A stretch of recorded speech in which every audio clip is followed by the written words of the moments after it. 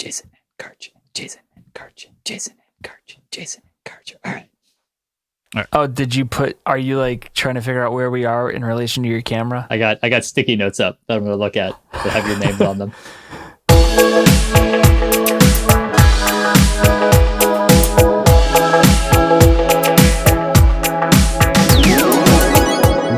Wake up, everybody. Today is Thursday, January 21st, and we are Never Free to Play, a podcast where we talk about all the games we wish we were playing. I'm one of your hosts, Karch Pulaski, joined by my co-hosts, Jason Wright and Sean Mybers. If you decide you like us and want to learn how to make the best darn cold brew this side of the Mississippi, you can find us at neverfreetoplay.com, patreon.com/neverfreetoplay, or on all the other social media where we are Never Free to Play. If you have questions, comments, thoughts, ideas, feedback, please send it to us at neverfreetoplay@gmail.com. Sean, we'll start with you today. How are you doing? I'm doing better than last week. Not that my free time has really upticked that much, but I'm less overworked this week than I was last week. So yeah, I got that's good. Some amount of gaming in, mostly because of the long weekend that I got as a proud government employee. Yeah, I was thinking about you. I was like, you were texting us because you were playing a game that we'll talk about later, and I was like, how does he have so much? What does he do? Oh, that's right, he's got the day off. Of course, he's texting and having a great time. I got a new boss, so that's we are all settling into that. So I went through that fairly recently too. It's been a couple months now, but it was good. It was a good transition. I think he means like boss's boss. Yeah, one could say he's making a new commander in chief. Of course, yes, the new President Biden, 46th President of the United States. Turns out Kamala Harris, 49th Vice President. I didn't realize they weren't 1-to-1 until today. Yeah, there's. I guess it's three. Three presidents have had different vice presidents on their second, or I guess potentially more than subsequent if you're FDR terms. Right. Okay. So Jason, how you doing? Did you get a new boss today? I did kinda. So that'll be an interesting transition. I don't know who it's going to be yet, but we will see. I'm really tired, but the upside is that I had virtual training this week. So usually I will alternate every other day in the office. And on my day I was supposed to be in the office, I had training virtually. And so my boss was cool with me working from home. So of course, I only went in Monday, and I haven't had to go back until tomorrow. So don't really want to go back in, but it is what it is. I guess it's nice that I can work from home at all. I love it. Give me any reason. I mean, I work from home every day, but either way. Yeah. Are they saying like you guys can just do it permanently now? It's been like we had a meeting. We had like our monthly meeting, the first one after the new year, after the everybody coming back from holiday time. And there's been no concrete stuff, but our CEO since we left has been like, I can't wait to get back in the office. I can't wait to get back in the office. Can't wait, because they had just, and I've mentioned this a million times, I think, but I'll say it again. They had just purchased a new building. Or started a lease on a new building. They sold the old building because they did own that one. And we were supposed to move in like April. And so like they were wrapping up the renovations and everything, taking pictures and showing us while we're at home. We're like, guess we'll see that never. So he's a CEO. He's a salesman. They love that kind of stuff. Yeah. And like I can just feel and hear the board of directors probably like banging on the, like, we got to make use of that space that we paid for. Blah, blah, blah. And I'm like, if you give me the option, I'll never go back. Maybe once a week, just to like check in and say, hey, hiya, how's it going? Yeah, that'd be fantastic. Mm-hmm. Our CEO definitely talks a big game about the benefits of being able to work remotely, and everybody at corporate is doing it right now, 100%. But of course, that never trickles down to the plants. So no. But like the easiest HR answer in the world is like, hey, I saw this corporate email, and they're like, yeah, that's only for St. Paul. It's not for you. No. I have good news on the coffee front. I'm drinking cold brew like I usually do, but I made it myself with my handy dandy cold brew maker pitcher thing. And it was Tell us about it, Karch. It's amazing. It's a plastic, like it's like I think it's like a 4-quart thing. Maybe it's not quite that big, which is a gallon. That's half a gallon. No. What is 4 quarts? Welcome to the math class, ladies and gentlemen. So it can't be a gallon. It's way too small. 2 quarts would be half a gallon. Oh, gosh. I'm going to cut this out. How many cups do you get out of it? I don't know. It didn't measure it. Then It doesn't that's say the it on other the thing. side. Coffee cups aren't equivalent to like fluid It's not cup. talking coffee cups. It's not. Anyway, my point is, it's a plastic container with a little handled lid. Inside the lid is screwed into it is a filter, like a really, really, really fine mesh filter. You grind your beans. You throw like 2 cups worth in the thing. You fill it up with water. You screw it all nice and tight in there. You lay it on its side in the fridge, and you let it go for 24 hours, and boom, perfect cold brew. It's Couple questions. Yes, Why do you have please. to lay it on its side? Because the filter is just vertical and it's held in place by the lid, and so it won't get the fusion of the coffee flavor won't get as evenly spread throughout the water if it's not completely on its side. Gotcha. So there's that. And you don't do it at room temp like you do it in the refrigerator? Yeah, you're supposed to put it in the refrigerator. Okay. At least I think so. I just did. I guess I didn't double check that. It worked in the refrigerator, so. I'd say, if anything, the Housekeeping! refrigerator would probably just slow down your steeping time, or and Maybe. lengthen your steeping time. Maybe. Don't you start your housekeeping. Don't you start your housekeeping. Go ahead. Like, sub, follow. If you want to hear more about how to brew cold brew, maybe Karch will make a video like Coffee Sean cast. did with the Ooh, rice. Perfect. I'll make a Find us video. on Patreon at where if you just go to neverfreetoplay.com, it forwards you to our Patreon. Subscribe there, and if we like you enough, I'll just give you access to the Google Drive where we upload all of the unedited episodes, because I did that for Josh, and like Sean you has enough. access. So technically, I think all of our patrons have access to the unedited episodes. Secret privileges. Has Yeah, Josh Josh asked listens- how much he has to donate to get into the permanent co-host tier? He talked to me about that the other day. He was like, I want to be on sometime, but I don't really know that I have all that much to say. I'm like, dude, just come on and make it up like we all do. Yeah. Quick, before you go, does he live in Alabama? Yeah, he lives like 20 minutes away from me. For some reason, I thought he was over in Maryland. This is crazy. I don't know No, why. that's you're thinking of Corey. I don't know who I'm thinking of. I thought I was thinking of Josh. Either way. Well, no, Josh lives right down the street, Even and when better. COVID's over, maybe we can have him guest host, and we'll That just would do be it sweet. in person, because you and he could probably have a very in-depth discussion on Path of Exile. Ooh, that'd be fun. Yeah, I could play Yeah. a little bit beforehand and, get myself reacquainted with whatever the newest hotness is. And Totally. But yeah, that's all the housekeeping I have. I got a couple shout outs. Thank you, Josh. He drove all the way to Marietta, Georgia to pick up some computer parts at Micro Center. They did have a 1 CPU per customer limit, but he was a little bit nervous he wasn't going to get one. So his cousin who lives in the area helped him out, went to Micro Center, bought his for him. So then when he got there, that he could buy a separate one for me, and he did, and it was very nice. And so I have that now. I'm going to be installing it over the weekend. And that's all the shout outs I have. Karch, do you have anything you want to say? only because you guys made me. I was playing Magic the Gathering Arena before we started recording, and one Bitter Rose, my opponent, they beat me like live on air, and it was terrible. It's terrible. Would you say that you're now the Bitter Rose? I have become Bitter Rose. My Wow. life. Him and his Golgari. I was running a Golgari deck, and he was running a Golgari deck, and his beat mine, which means that mine is inferior. That's Yes. gotta hurt. It did. All right. Corrections. Sean is gonna do these for us this week. So last week was a rough podcast for corrections for Sean. So first things first is I mixed up the name of Shadows of the Empire, which is the N64 third-person Star Wars shooter, and I called it Heir to the Empire, which anyone who knows your Star Wars knows Heir to the Empire is the first book in the Grand Isle Thrawn trilogy, which is pretty much the best Star Wars books you're going to read. So feel bad about that. Probably cost you some Star Wars cred. And then the next one is I was adamant to Jason that you could not play Game Boy games on We the were Nintendo 64. adamant. We were adamant. We were wrong. You can play the Pokemon games via Pokemon Stadium and the Pokemon Tower via the cartridge reader, which I'll be honest, I think the thing that amazed me most out of that is the fact that apparently that much data can be transferred along the N64's cable, like the Right. controller cable, but I guess, that's where your save files also went to. And then the last correction we had was Jason had commented that boost used to be different in Mario Kart, and he is correct that the boost changed to its current form in Mario Kart DS.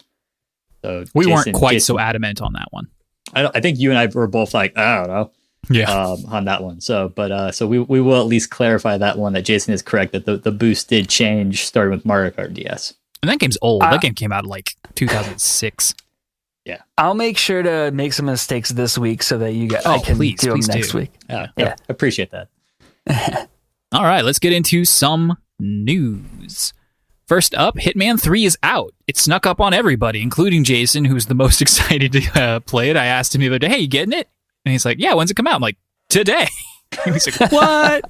But the reviews are out, obviously. Scoring, at least as of yesterday, it was pretty, averaging in the high 80s. People really feeling it, really enjoying it. So basically what you're talking about is a lot of 9s and then probably some 10s too, to have it sit at like the 86, 87, whatever it was. Jason, you have anything to say before we move on? Because I don't have much to say about Hitman. Yeah, I mean, I'll be honest with you. I knew I was going to want to play this, so I didn't. I haven't even watched the cinematic trailer or gameplay trailer or anything. I just know I'm going to like it. I am most excited to play it in VR, and I will be purchasing it this week, and hopefully I can get it running. I have the Oculus Quest now, not the Rift S, so I'm either going to have to buy that cable or sideload the wireless option, which would be preferable if it was fast enough to work. So we'll just have to see. Could you play the last two Hitman games in VR? Well, they weren't available in VR. Okay, so this is the first one they've done VR. Mm-hmm. Yeah, and that'll be really interesting. Like it will be. That's gonna be really cool. I'm very excited. I honestly have I heard and read that it was going to be in VR, but I purposely have not looked into what that means at all because I want to go in fresh. Nice. Cool. Then we'll have something fun to talk about next week. All right. Next up, we had Resident Evil's 25th anniversary showcase. It was mostly a Resident Evil Village, which is Resident Evil 8 showcase, but it is their 25th anniversary this year, so they were doing that too. A new little trailer, just kind of giving you a little bit more character introductions, basically who the big bads are going to be for this game, and I love them, by the way. Everybody does. There's lots of memes. Go check them out. It's an older woman, not like an old lady, but like a middle-aged mother type figure and her 3 daughters, and it's the same protagonist as I almost said Final Fantasy like Sean did earlier. Resident Evil 7 Biohazard. But yeah, the trailer looks great. Like graphically, the game looks beautiful. And yeah, the thing that struck me on that trailer is when he first goes into that mansion and you're in that like wooden furnish and that chandelier room, like the level of detail in that trailer was just mind-boggling. Really impressive. It looked really cool, and everything is Was it a different trailer than they showed off at like the console events earlier? Yes, it was a new trailer. I had not seen this before, or it was new to me, but I'm pretty sure it was new to everybody. Lots of new just enemy types. Like it's very like spooky, mystical. It looks like there's werewolves and vampires and some giant troll, like a giant troll guy. So they're really running with what this, because presumably the explanation is going to be it's the virus. It's the T virus. Right? Yep. T virus is causing all this. But like you got people like turning into bugs and bats, like a vampire does. And so I'm like, cool. I'm down for it. I'm all ready to play this game. It's immediately jumped onto my list of stuff I want to play this year, even if it is spooky and in first person. Little news about it. How long until modders make that giant troll guy Bernie Sanders from the inauguration? They probably already have, dude. Oh man, we should dedicate an episode to that, like video game specific Bernie Sanders memes, mittens memes. That'd be real hot. I'm sure he's already in Skyrim. He probably exactly like modded. You mean? Yeah, exactly. Yes. Don't relapse, Sean. I would give him a pass. I would give him a pass to play as Bernie Sanders mittens. Dovahkiin. That'd be cool because you could be exactly. You could be the what's the race? The Khajiit. But be Bernie Sanders with the mittens. Why? Because they have like furriness, or well, because they have a bonus to melee with their claws. But if it was just gotcha. Bernie Sanders mittens, that'd be awesome. Hand-to-hand combat with the mittens instead. Resident Evil 8 Village, whatever we're calling it, will be day and date with old gen, so PS4s and Xbox Ones. With free upgrades to PS5 and Xbox Smart Delivery. Obviously, it'll be on PS5s and the Series X and S as well. But some people a little like, I wish it was just new gen or next gen or current gen or whatever. I gotta say, like, I honestly think that this game looks as good as it would have if it was only developed for new gen. I don't think it would have looked much better. the merchant from the beloved merchant from Resident Evil 4 is back. He is a gigantic obese lardo, though. Like, what are you buying? Like, unrecognizable as a human. Like, I thought it was another monster when they showed him at first. He is. And he looks like a chubby baby blown up into big man, like giant man size. Yeah, he's the blob. Hey, he's the blob from X-Men. For everybody. He's the blob. What'd you say? It's been a rough year for everybody. Cut him a break. Leave the merchant alone. But it's cool because it will have that crafting aspect back. I don't know how much of that was in Resident Evil 7 because I know very little about that game except it's it's all in that house with the hillbillies and stuff. But I would like I might play it if I can squeeze it in sometimes a year. There's a demo for PS5 where you play as the maiden, some woman. And there's no combat in that, though. Like, it's basically kind of probably just like a nice little environmental tech demo where you get to play through, get a feel for what this game's going to be like atmospherically. That whole the maiden thing is going to be their like multiplayer type thing, right? No, that's Resident Evil Reverse. Okay. Which is a new multiplayer component, as Sean mentions, as a kind of like an ode to the series, part of their anniversary special. It's a multiplayer mode or separate game. It comes free with Resident Evil 8, which implies you might have to buy it if you don't buy Resident Evil 8. But basically, you can play as the various main characters from the game. So they had Leon running around shooting at Jill and the other girls who I don't remember, and iconic monsters. We'll see if it does better than what was it? Resistance? Was that the other Resident Evil multiplayer? I don't remember. I believe so. Mm-hmm. I don't think it did very well. Resident Evil 3 and that game both kind of just fizzled a bit comparatively. But this one looks like it's coming out of the gate swinging. And then finally, originally I was watching Capcom USA's YouTube stream of this, but they had put up the Spanish video. So while everyone was speaking in English for the most part, the subtitles were Spanish, no big deal, until the Japanese man who does not speak English came on, and then there wasn't like an English overlay dub. And so I was just stuck in the dark. I'm like, what am I looking at? Turns out it was a Netflix show. Resident Evil Infinite Darkness will be the Resident Evil Netflix show. And it is CGI, though. It's not a live action. And so it'll be basically video game the movie. And my dog is shaking in the back. They've done that at least once. Yeah, like they did like a direct to DVD or a direct to DVD one a few years ago. Mm-hmm. Probably more than a few years ago now. That was with Leon. That was supposed to almost be a sequel to 4. So they've been pretty enjoyable in the past. Yeah, Leon shows up in that. He is in it, and he had like a suit on or something. But I'll check it out. Probably it's got to be better than those Mila Jovovich flicks, which are just awful. She's terrible. Oh, Jason, you gonna play this? I want to. I like the aesthetic of it. I like that it's kind of like what would you call that? It's foresty. Gothic? Yeah, Mm-hmm. It's not typically at least what I'm used to because I don't play a lot of Resident Evil games. It's almost like nursery rhyme. Yes, yeah, it's like super grim. Yeah, exactly. So yeah, I wanted to say like Swedish or German. That's what I kind of wanted to say. Or I don't know where it's set actually. Probably somewhere in Europe, though. But yeah, European. That's a good way to put it. It's not in Japan. It's not in the US. So yeah, I mean, it looks really cool. Certainly, if you buy it, I'll mooch. Are you going to mooch off Hitman 3? I forgot to ask you that. Probably not. I mean, I might want to play it like with you, but I don't know if I'm ever going to sit down and play Hitman 3 by myself. Okay. Well, that's all I have to say about Resident Evil Village. I think it looks really cool. I wish I had the constitution and fortitude to like make myself play it, but I think I'm just a little baby man who can't handle it. I tell you what, watching the trailer, I didn't really watch much about Final Fantasy 7. I think I did it again. Resident Evil 7.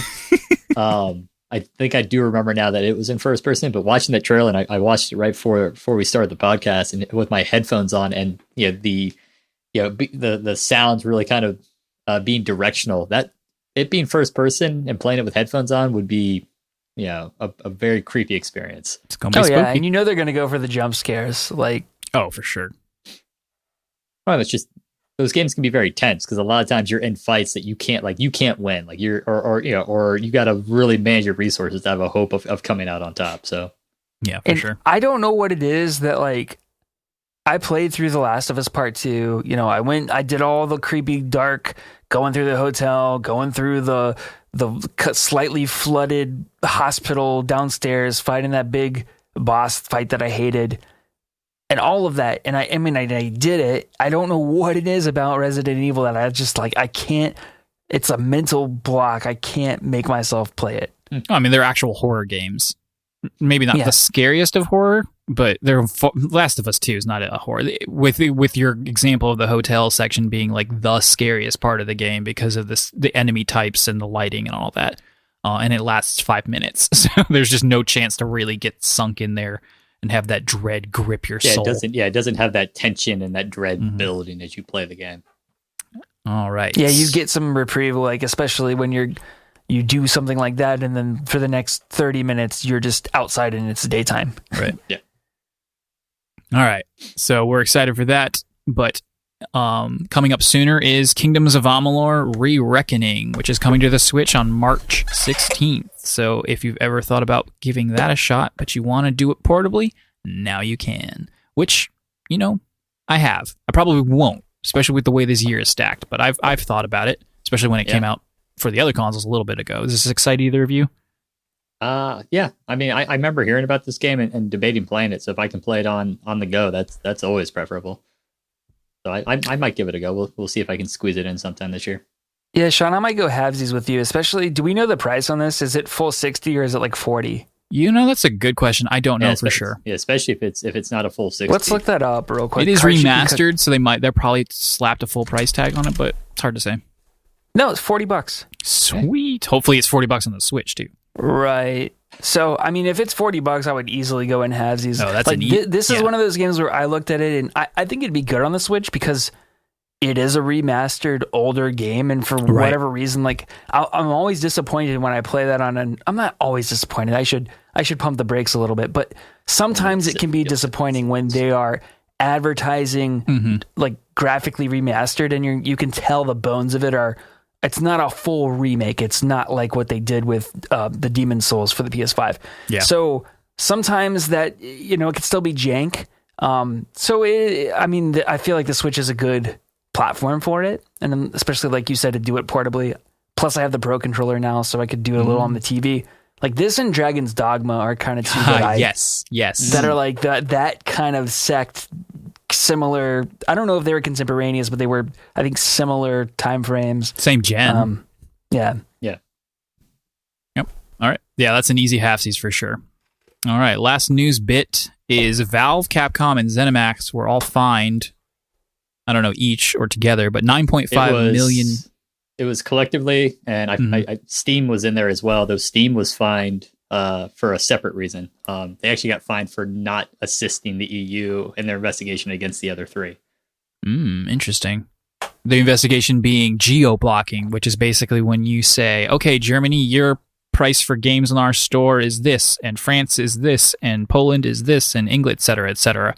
Apparently this breaks several various laws, clauses, et cetera, in EU policy and law, specifically antitrust rules, et cetera. For the most part, it's like, okay, well, fair is fair. But the flip side to that is that there are countries out there whose, overall economic healthiness of their citizens is lower. We'll say that as nicely as we can. And so $1 doesn't go quite as far or goes further. I'm not sure how to phrase that, but basically, like if Poland offers cheaper games to just Poland, now they're going to have to potentially pay twice or 3 or maybe even 4 times as much for certain games that they weren't paying as much for. And that kind of sucks if you're, if you were able to if you're managing as was, and then now all of a sudden that rug's been pulled out from under you. Yeah, I mean, I see that argument, but also I look at this. I mean, within the United States, I mean, the states themselves have vastly different cost of living. I mean, California obviously is a much more expensive state to live in, but it's not like Alabama gets cheaper games sold cheaper than California does. Would it be illegal here though, if someone decided to set up a digital storefront that said, honestly, the antitrust laws in the United States have been so gutted over the last couple decades. I have no idea. That's a very good point. But I mean, it clearly doesn't happen. We all pay $60 or hopefully not $70 here anytime soon for games. Forgot all about that.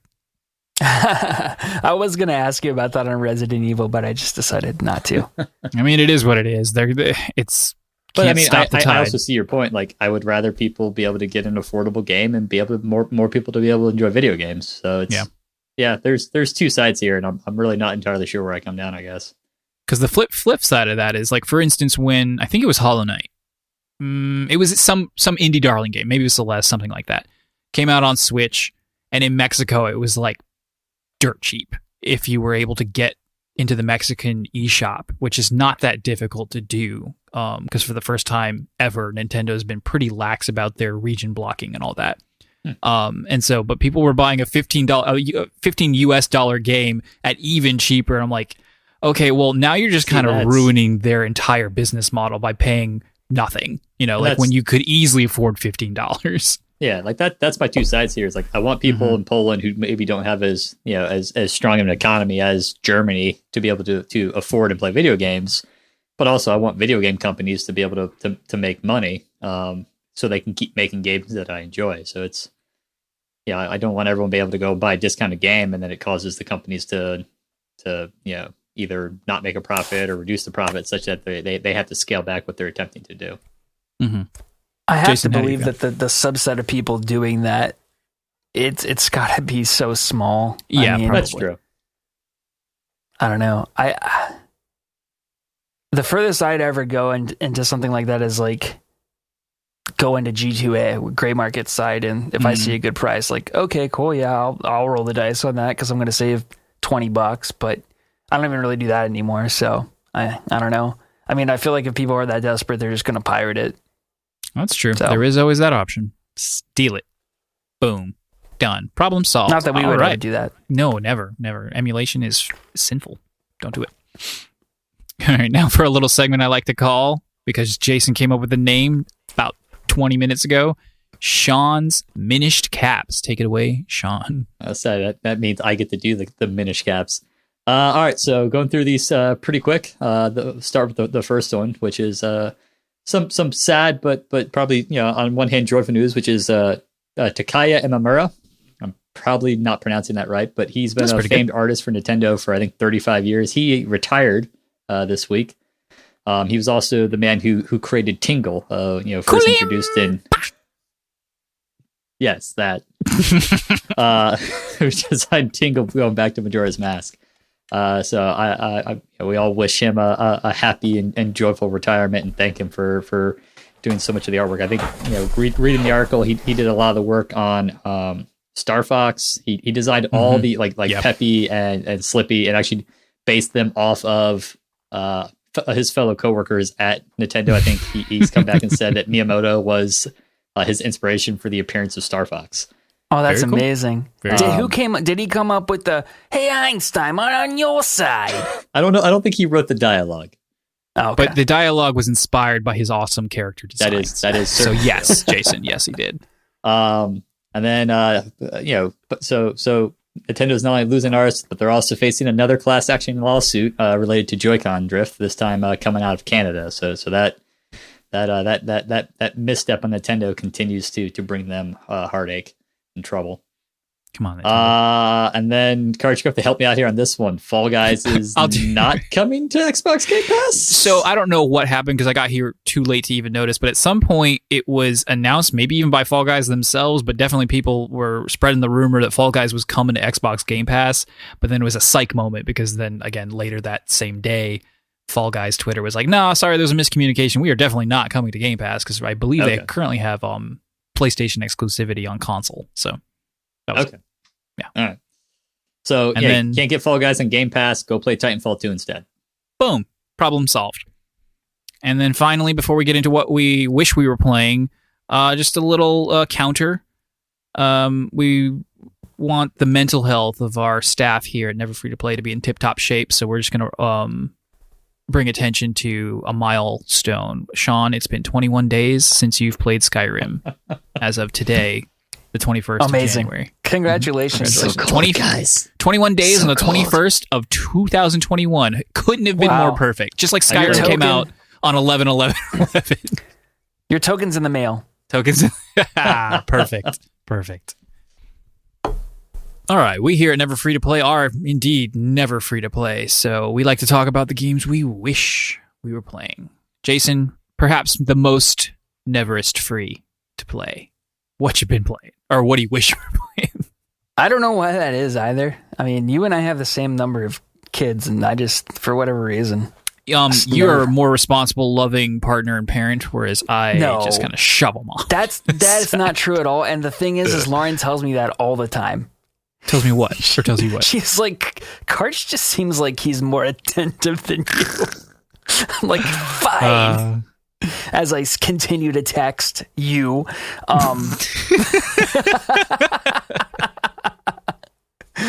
But yeah, so what do I wish I was playing? So I went on a little splurge and I bought a bunch of new computer stuff. So I'm really stoked about that. I talked about the new CPU that I got. I got a Ryzen R7 5800X. So I'm really excited. I'm coming up from a 1600. So that was like a first gen Ryzen. So this is a huge upgrade for me.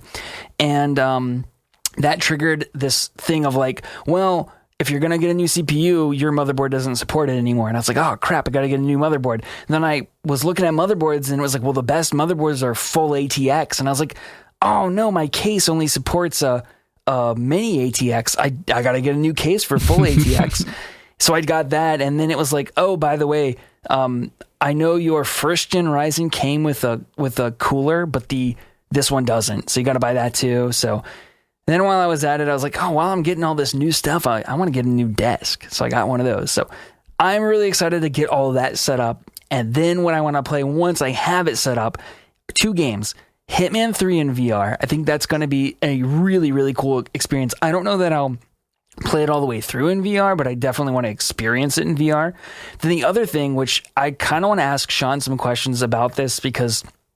I don't want to spoil what you've been playing, but you've been playing Squadrons, and that's got a VR component to it. And so Josh says it's awesome. I really want to check it out as well, and I have some gameplay questions for you. We'll talk about that later. Okay, so that's what I wish I was playing. Karch, what about you? I wish I was playing Baldur's Gate 3. I got a whole... Basically, our topic of the week is what do we wish we were playing. So we got a lot of things on that list, but just kind of like... More like, oh man, like I'm not getting to this game anytime soon, am I? For multiple reasons. Some of it's motivation, some of it's time, etc. The method that you play it is Baldur's Gate 3. I am on the subreddit. I'm subscribed, so I do see like memes and comments and stuff. And the patch number 4 is coming out soon. There's no information on what's in it yet. You got lots of people who are like, oh, it's the release of the game, or there's like 20 new classes, and other people are like, why don't you just cool your jets, bucko? But yeah, I think my goal is I want to get to the end of Act 1, whatever that is. Presumably there's a nice like story moment, stoppage point that makes it clear that you're at the end of Act 1. I want to get to that before it releases, whenever that is. And I'll just have to add it to my lunch bedtime, games that I play during those moments sometime later this year because I'm not getting around to it anytime soon. But I like it a lot. Obviously, I love D&D. Every off week, which we're in an off week right now because we only play D&D every other week.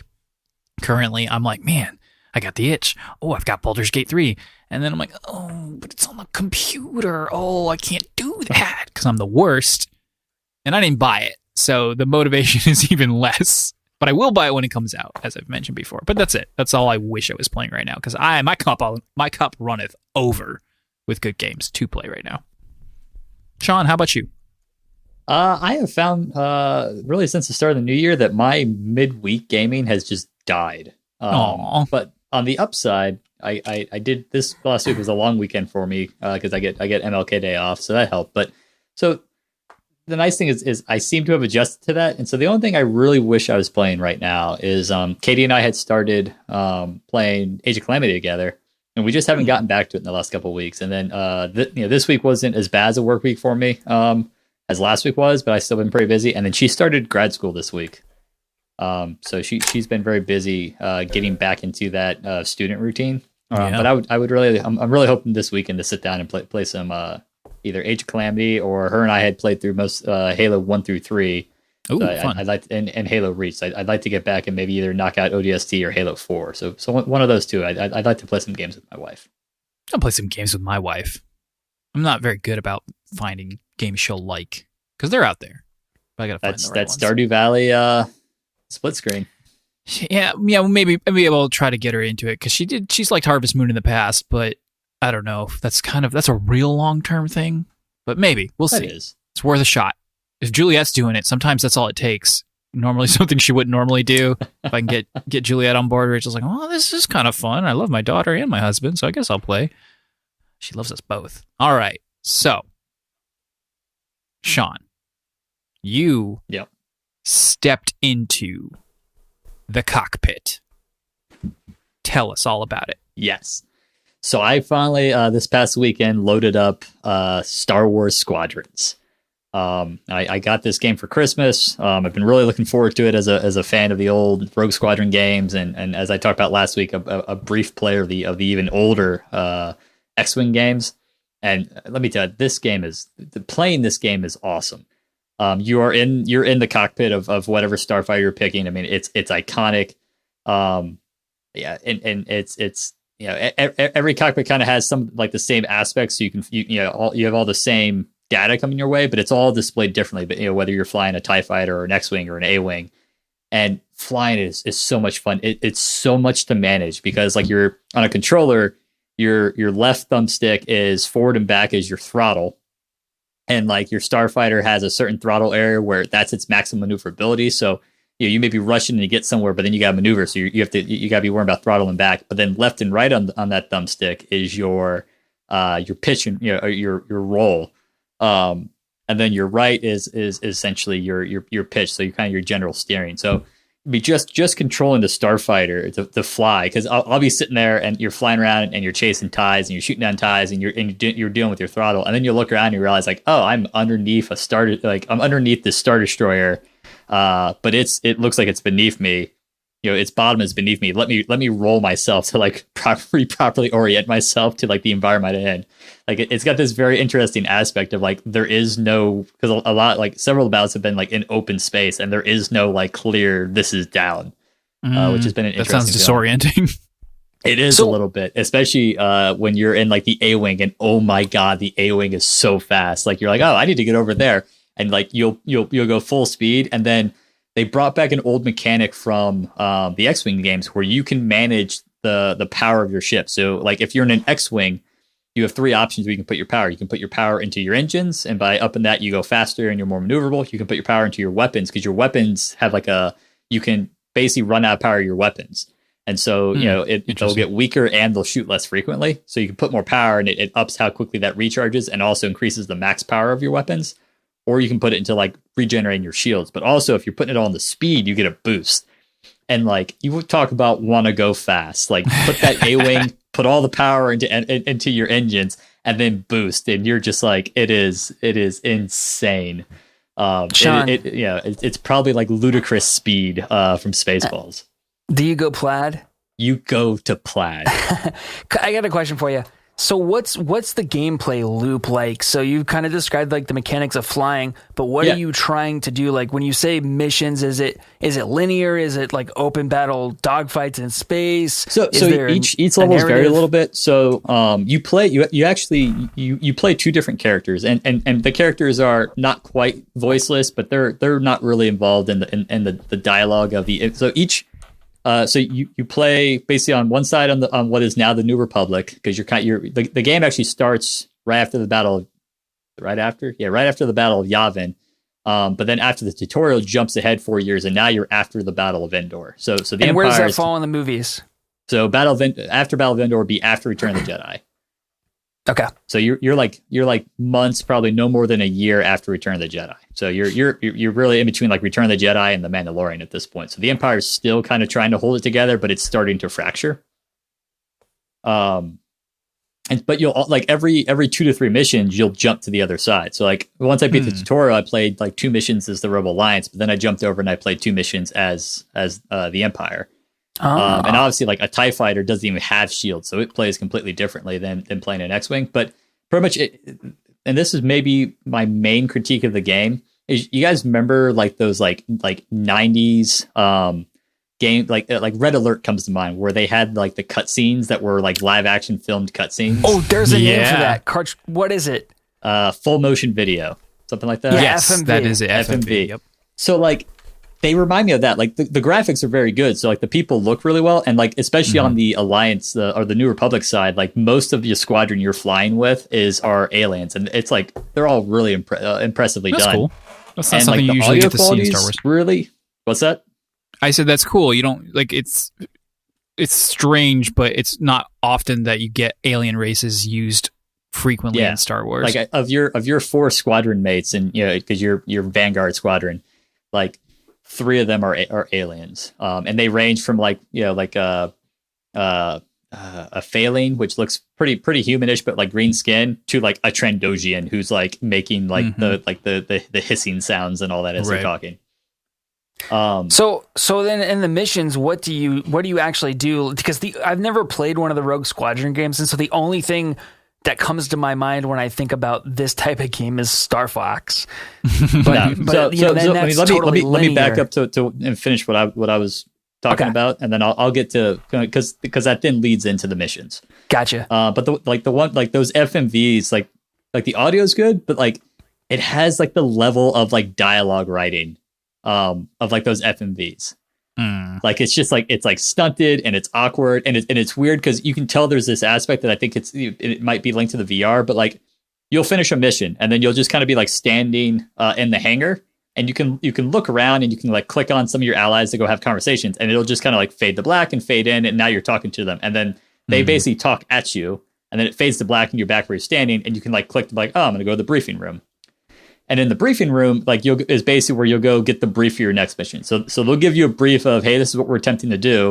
And then you'll go back and you can talk to some of your squad mates after the brief. You can talk to some of your squad mates after the brief in the hangar. And then you get to pick your starfighter. And most of the missions I played so far, I think I'm finally on a mission where I get to pick which starfighter I want to fly. But they've been here's your starfighter, but then you can also pick like different upgrades. Like for like the X-Wing, I can pick different style laser cannons that have different pros and cons and different engines, and also like whether or not I want to go in with concussion missiles or proton torpedoes, or if I want to be able to have my droid be able to heal my my starfighter. And so once you load out, you then basically load into a level, and a lot of the levels are like they'll start out and you're trying to you'll transit somewhere, and then an event will happen and you'll get jumped by the Empire, or you'll arrive at the base that you're raiding, and then it's kind of an open fly around the area, not just like and you got total control over your starfighter in 3 dimensions, and then you have certain objectives you're trying to take care of while also dodging enemy starfighters, or sometimes the objective is the enemy starfighters. Like I did a really cool level where we attacked like an observation, like an observation listening post. The Empire had like a space station, and I was a Y-wing, so I got to do the bombing runs. But obviously, like, and I think this was the level after I was an A-wing, so going from like an A-wing to a Y-wing, it's like I am now so slow. And I was like full throttle, all power to engines, and I was like, nope, still not moving. But now I've got missiles that are like super damaging, and I can also drop bombs on my enemies, and so it was like a nice. And my shields are super strong, so it's been very fun to experience the different starfighters. What's your favorite ship so far? I had a lot of fun piloting the A-wing, but like I'm getting ready to go in the level where we're trying to like ambush the Empire, and I think it's going to start where I'm fighting starfighters, but I think at some point I'm going to have to fight capital ships, and so A-wings are great against starfighters. Obviously, Y-wings are great against capital ships, but X-wing is your middle of the road, so I think I'm going to have to bring the X-wing in on that one. Yeah. Jason, does that answer your question? Yeah, that does. So It is kind of like Star Fox. It's just not on rails. Yeah, because it'd be like the boss fights in Star Fox 64, where like the wings would change, and now you can kind of like control around an open area. That's exactly what I had in mind. But I mean, yes, all the missions. Let me think here. All the missions have been in space so far. Yeah, I hadn't even considered that. I think they all are, if I had to guess. Did you do any PvP yet? I haven't done any PvP. They have they have PvP, and they also have like the PvP modes, but against AI.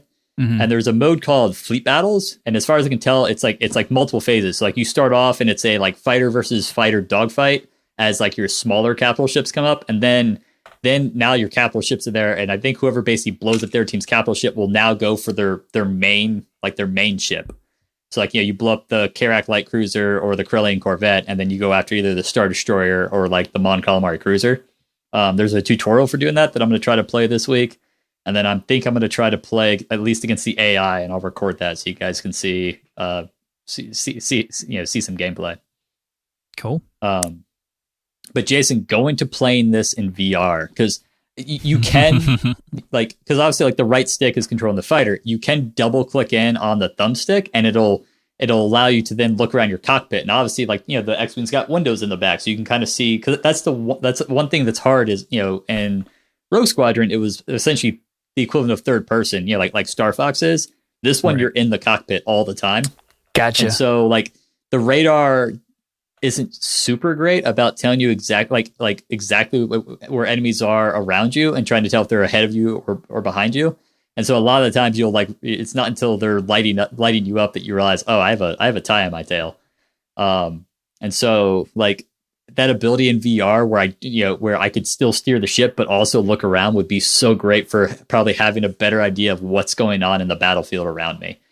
Because like the spaces you have to fight are fairly large, so there's a lot going on. And you can command your squad mates. So like one of the things I learned finally is if there's a guy shoot me, I can double hit what is A on an Xbox controller, and then basically hit Y to tell my squad mates like, hey, take this guy off my tail. That's X and triangle for you PlayStation folks. Thank you very much there, Jason. And yes, to reiterate, you are playing this on an Xbox One, yes? I am playing this on Xbox One. It looks great. It runs great. Like coming in and seeing like the Rebel side tutorial mission. The very first thing you do is you like fly around like the Rebel fleet, and Admiral Akbar is giving you orders, and then you jump the hyperspace. And obviously like all the load times are for the most part cleverly hidden by traveling in hyperspace. Although they're not very long. It's not like Jedi Fallen Order where you could tell like it took a while to load. Like it loads pretty quick. That game was. But you load in there and you're trying to get to some Rebel ships on the other side of a Star Destroyer. They're like, all right, put all power in engines. The only way we're going to get past the Star Destroyer is to boost and like fly under its hull. So you literally get like this Star Destroyer right above you trying to like destroy you, and you're just going all out underneath it so you get to the other side and protect these transports. It's so cool. Awesome. Did you wear your helmet? I have not worn my helmet because I found out that my headphones don't fit underneath my helmet. So I'm going to have to get some earbuds so I can put the earbuds in and then put my helmet over the earbuds. You fake gamer, you fake Star Wars fan. I'll do it. I'll join Jason when I record a video, Garch. I can't wait. It's going to be great. And my last question, before we can move on to what else you've been playing, is there like a progression? Because I know once you beat the story, which if I've heard correctly, it's fairly short, not really the bulk of the game. The rest of it basically it's like 9 hours. So yeah, well, that's actually not bad, especially for a budget title that is focusing on PvP. So is there like a progression system? Like there's ranked matches, but there's also you can fight and you get experience points, and it seems like the big thing you unlock there is like you can get, because like your semi-silent character, you can customize their helmet, and which type of flight suit they're wearing, and various other things, and then also like you can bling out your cockpits. You can have like cool little like ornaments hanging in your cockpit, or like one of the options I saw you could eventually get is like a light, like how like Luke has his lightsaber up on like his dash on his X-Wing. You can get like similar things, but also like one of the things is like a Death Star ornament that's been like semi-crushed and crudely put back together. And so you can get that cockpit bling to show how skilled you are. Very cool. So all right, what else you been playing? For $40? Definitely recommend it. I can only imagine how cool it'll be in VR when you have that ability to not just like focus just looking forward, but look around as you're, because that's it's so much to manage, because you're managing your power output, you got to manage your throttle. It's a lot of fun. All right, what else you been playing, Sean? Yeah, so I played a little bit of Astro Near. I actually just loaded up my single player game, which was I actually started after that one session you guys, Robert and I had played. So this is my like late game, have gone to every planet, have abundance of materials, but I hadn't played it since they put out the most recent update. So I did some upgrading on my base. They got a thing now called medium storage containers where like they can hold like 32 of one type of resource. So I got some of those to store all my like my metals in. I got they got like little automatic arms. So like I did a thing where when my space station or my spaceship comes back down, my rocket, I can unload my like little silo where I'll have all my ore and I'll put it down, and the auto arm will put it in my smelter and smelt it, and then another like arm will grab it off the smelter and put it in its corresponding like storage container. So I did a little bit of automation on my base. There's achievements for like basically, like we found that that alien base on Silva. So there's achievements for unlocking all those and some other things on each planet. So I'm just kind of my spare time as like my backup. I just want a chill game. I'm going through and knocking all those out, which has just been kind of fun and soothing. Cool. And then finally the Mybers family, we got together last Sunday. My little brother actually instigated this, and we all played like 3 rounds of like Jackbox 2, which was just fun. Took us a little while to get everyone on the same page and work through the kinks, but it was just your nice mom to and your have dad played a video game. My mom and my dad played. I mean, That's Jackbox hilarious. is like a trivia game, but Dude, anything though. It's one step closer to Pokemon Snap. So, what you gonna buy for Sean's dad? that's right. Yeah, it was just nice to have both my brothers. Katie was on, both my parents. My sister-in-law didn't make it because my nephew had been I guess particularly rambunctious the night before, so she had gone to bed. But Sure. it was just nice to have pretty much all the Mybers get together and play a game together. That sounds fun. Yeah, so that is what I have been playing. That's a healthy amount.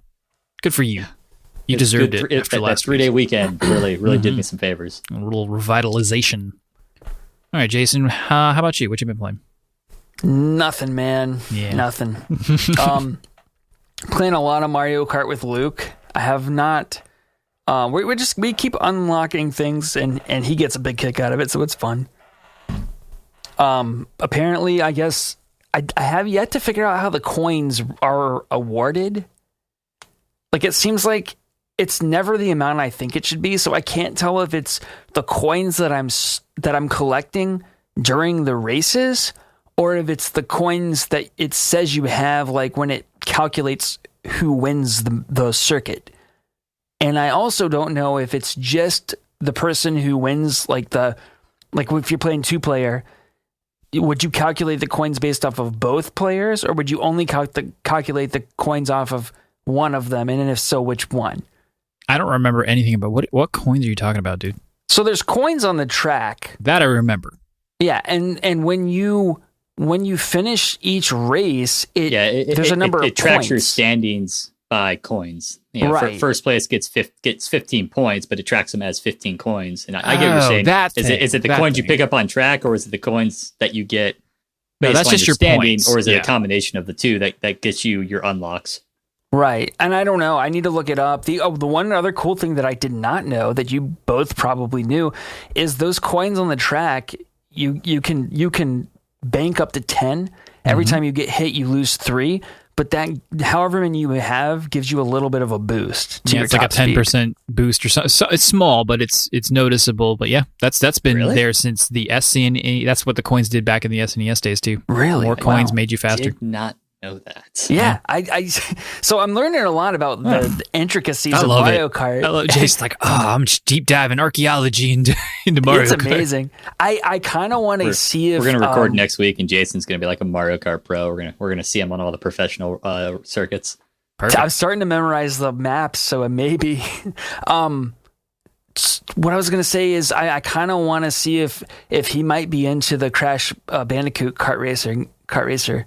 I hear it's a little tricky. Like it's not like quite as friendly as Mario. I'm sure there is a baby mode though. There's got to be an easy mode though. So If there were the thing I love about Mario Kart is you can put it on the auto steer for him, but like I don't have to be relegated to that if I don't want it. right. Anyway, so I played some Mario Kart, and then last night, Tyler, Josh, and I played some Rocket League, so that was fun. Nice. We were gonna play some Battlefront 2, but we had some issues getting loaded in. So we just we had booted up. Rocket League servers were down, so we pivoted to Battlefront. Couldn't get into Battlefront, And then by the time we wasted on that, it was probably an hour of trying to get into anything. Went back over to Rocket League just to check it, and the servers were back up. So we played like 3 matches of Rocket League. So not much to speak of. That's literally all I played. All right, lean week, but we'll try again next week. We'll find some time for Jason. We'll somehow. see, man. You got to be a little less attentive to that family. That's all. All right. Let's see. What have I been playing?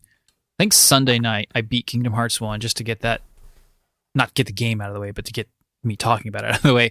I love this game. I love a good Kingdom Hearts ending. The music, the credits, the final moments, they are always, even Kingdom Hearts 3, which I have a lot of problems with, but the ending is still phenomenal. But that said, I think I'm done playing Kingdom Hearts 1 for a very, very, very long time. It's time to retire it, unless I'm playing in some sort of like super easy mode, which the game has, and I'm just like blaring through it because it is old. At this point, there's been like 6 other games in the series, and mechanically they're almost all superior, except for a couple which are really wonky on some handheld type things. Still one of the best stories of any of the singular games, though. The presentation, et cetera, which I will get into. I'm going to try to find time to write that script and make that video, see how much work I actually want to put it into, or if I'm just going to talk into a camera. We'll see. But I thought you were going to do rankings on all of them. I am. Okay, cool. Yeah, but it'll be a video basically about that game. And then the first one will just be about the first one because I won't have any other references to talk to for the most part. I won't try to talk more, to you. They'll fall into their ranking. Exactly. You'll summarize the current ranking at the end of every video. Yep. And then, at Kingdom Hearts 1, I will allude to the future games, obviously, and how I feel it's inferior or superior to them, but not too much until I get to them. That's the idea anyway. But the main game that I've been playing is Nier Automata. Yes. I booted that sucker up Monday afternoon on my lunch break, and I had played this previously for about 30-40 minutes on Game Pass, but I died before I got to the part where you save. But it was enough to tell me, like, yeah, I want to play this game. And man, what a game this is. I'm about 6 hours in. What platform, Karch? PlayStation 4. Base PlayStation 4. Gotcha. This is the Game of the Year edition, by the way. Did you buy it, or was it on like PlayStation Plus? No, it was $20 on sale though, so that was sweet. Okay. Down from 40, I think, maybe even 60. I don't know what the base price for the year Game of the Year edition is, but yeah, $20 is a steal for a game this size and quality. Let's see. We'll set the mood real quick. You are playing an android created by mankind. Glory for mankind. The year is roughly 5000 AD, or that's when the aliens came. Either way, aliens came to Earth, and the humans were forced to go to the moon. Then they launched a counterattack after they developed these androids, and they've pretty much been in this deadlock, gridlock kind of battle for, I don't know, like 1,000-something years, Sean? Something like that? Something like that, yeah. Yeah, a really long time. And yeah, that's basically what happens. You start the game, you're playing this character called 2B. She's fierce, she's got a blindfold on, she's sexy, she's got swords, blah, blah, blah. Like, all of the androids are, like, super competent.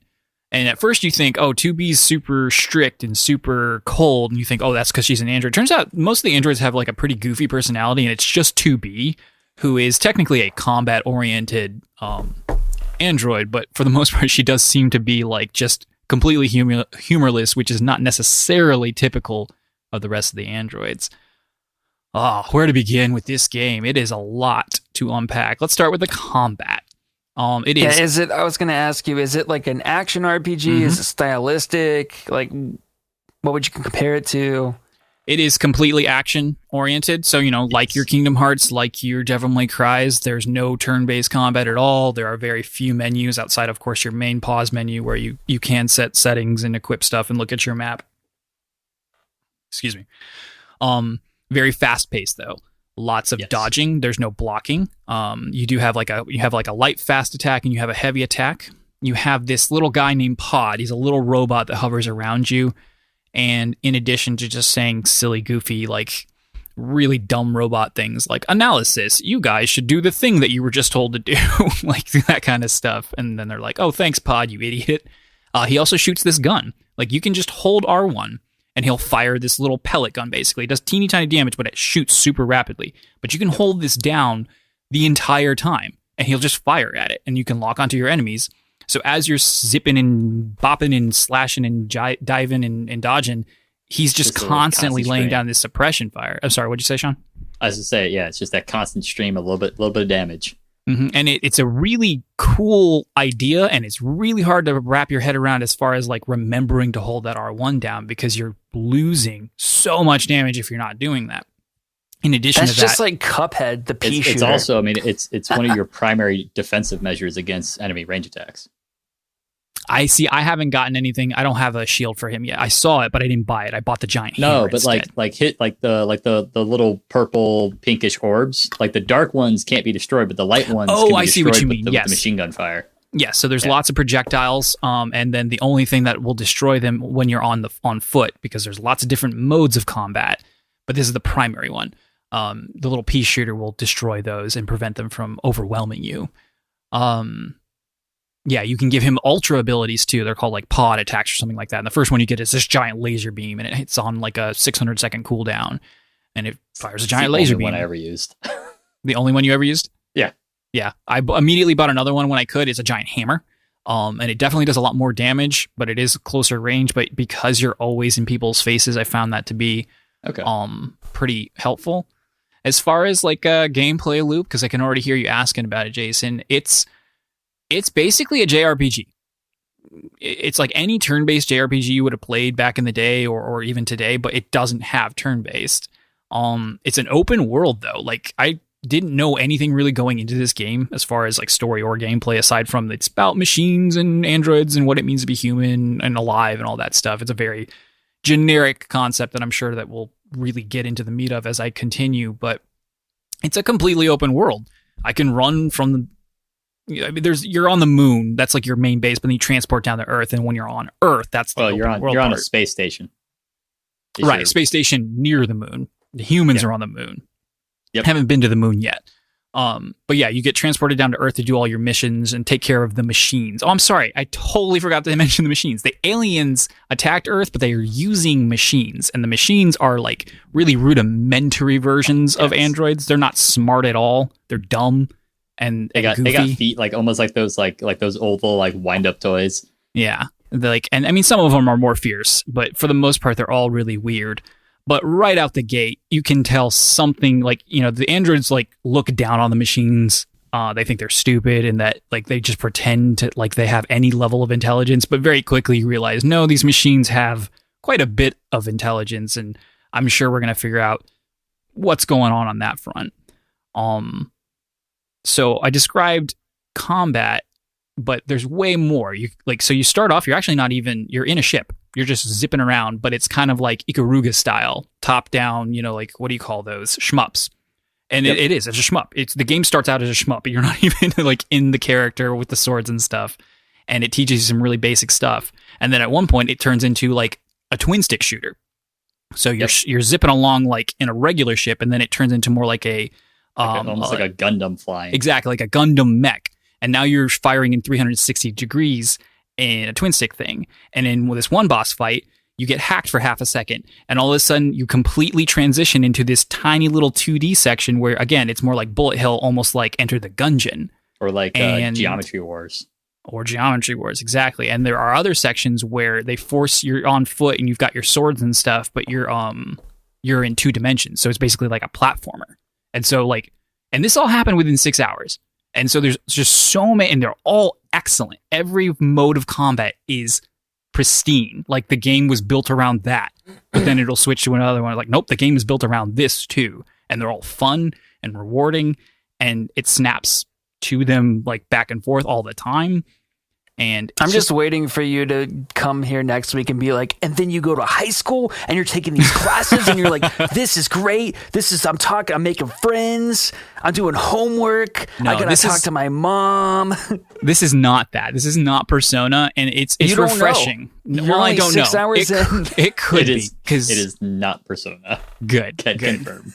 Because that has its place, and I don't hate it, but this is the kind of game, this is the kind of thing that reminds me why I love Japanese based games. There is a certain flair to this that you do not find with Western developers because they are chasing something completely different. And granted, this is a special case because the person behind this, not Swery, what's his name? I can't remember. We did this before. Platinum Games is a developer on this, published by Square Enix.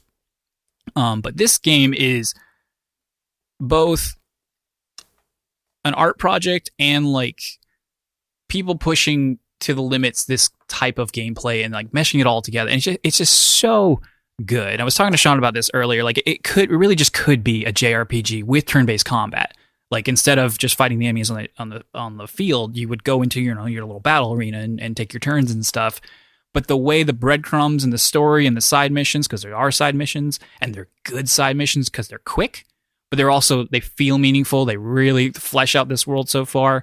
I just unlocked fast travel like oh nice, that's a nice 2 hours ago. Like I was playing just a little bit before we started recording, and I fought this boss, and afterward it's like, okay, all these things, these save points you've been finding, you can now travel between all those. I'm like, yes, because I had just gotten all these missions, but I was like, I don't want to backtrack to there. I am not doing that. But now I don't have to. I can just zip over there. The game's funny. You've got a partner. His name is 9S. He's like the only boy android so far, I think. I might have seen another boy one on the bunker, but I'm not sure, and I have no idea if that's relevant or not yet. We will find out. 2B is not silent, but because she doesn't talk a lot, he's kind of the voice for your character. And he's this android type called a scanner.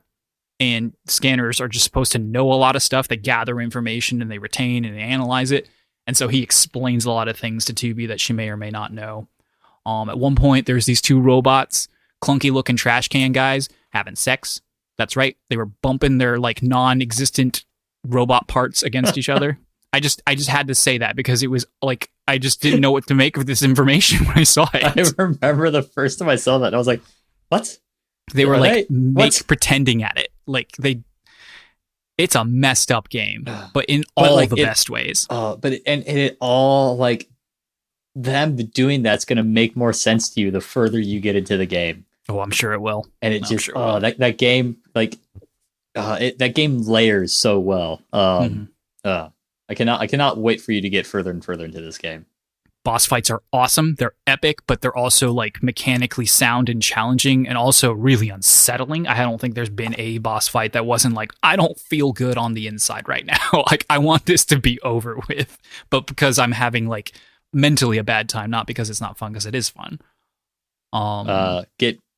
I will warn, get used to that feeling. Get used to like this game is really fun to play and is destroying me on the inside. I'm settled in. It's going to be a long one, I'm sure, but I'm settled in. My biggest gripe, really my only gripe, is these worlds. The world is really well designed, like the setting and the scenery and the things. There's actually quite a bit of platforming, which is fun, and it feels good to jump and dash and get around.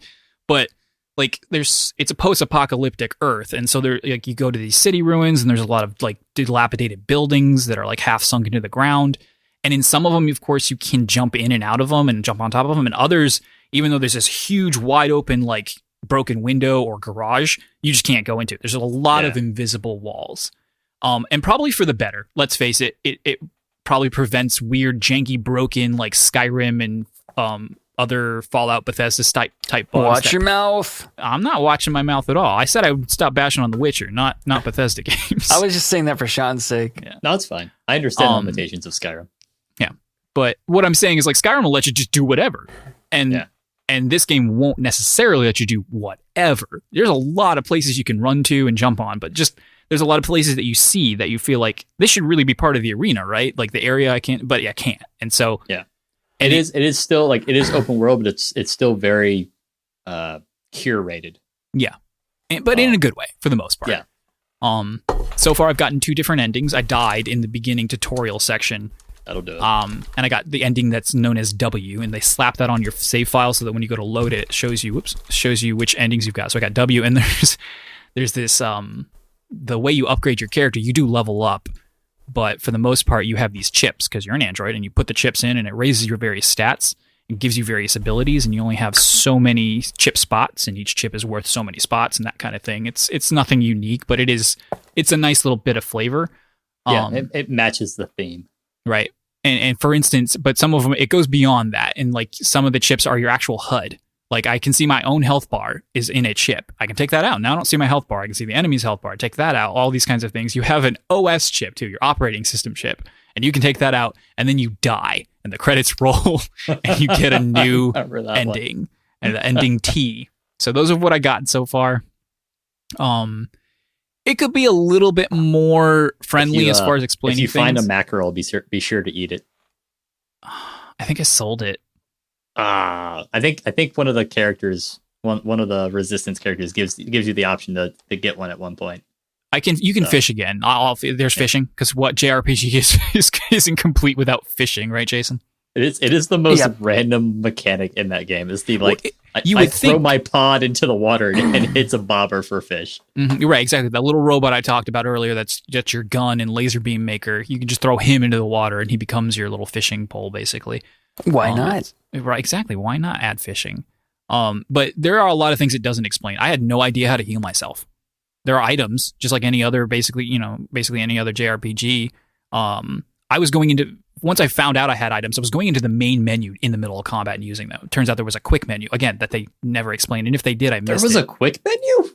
On the D-pad. If you press on the D-pad, you can swap your weapon loadout, because you can have two different ones. I knew that. If you press down instead of up, it gives you quick items. And so basically you use your healing items really quick if you need to. I think because eventually I had such good healing chips, I must have not worried about it. I do remember that left and right let me swap out my weapon loadout, and I think up lets you do multiple pod loadouts. Because eventually you can get different base firing modes for the pods. Like eventually I had missiles instead of the bullets. Yeah. But I don't think I ever figured out the down D-pad, because I mean, one of the chip upgrades you have in that opening scene is you have the auto heal, where it'll automatically use. I did notice that, and then I got confused when it went away, and then I remembered that you die canonically, like your character's body gets blown up, but your memories get transported back to base, and so you kind of go back to your body and pick up your chips off of your body. Right, and I haven't had the chance to go back there yet. No, I haven't gone back to the factory yet. I have died and picked up my body though, Dark Souls style. Okay, yeah, you actually get the option. I want to say it's a side quest you'll get fairly soon, and you'll go back and find your body from that opening scene. Cool, very cool. And you'll get all those chips back, because and the weapons too, because those are some of your better weapons. Yeah. So like I said, or like Sean was just saying, and like I said, there is that slight Dark Souls element where stuff on your body is there, waiting for you when you die, and if you die again or you wait too long, I don't know how long it is. I've only died once. It will disappear. You can see other people who had died if you connect to the internet, and then you can kind of like quote unquote pray over them. I don't know what that does, but then after you pray over them, you can retrieve like items and experience and gold from them, or currency. I don't think it's not gold; it's like parts and stuff. But yeah, gil, whatever. Generic JRPG money. This game is meeting the expectations I didn't know I had, basically, and it's a lot of fun, and I can't wait to play more of it. I can't wait to do a spoiler cast on this game. Oh, it'll just sound like nonsense as we talk in circles around what I can only imagine is the most bonkers story. Like people like complain about Kingdom Hearts, so it's hard to understand. Like this is going to be on a totally different level. Like I don't even know where I'm going to start with this one. Yeah. All right. So that's what we've been playing. Tell us what you've been playing in the comments. Like, share, subscribe. And what you don't have time to play, what you did have time to play, and what you wish you have time to play in the future.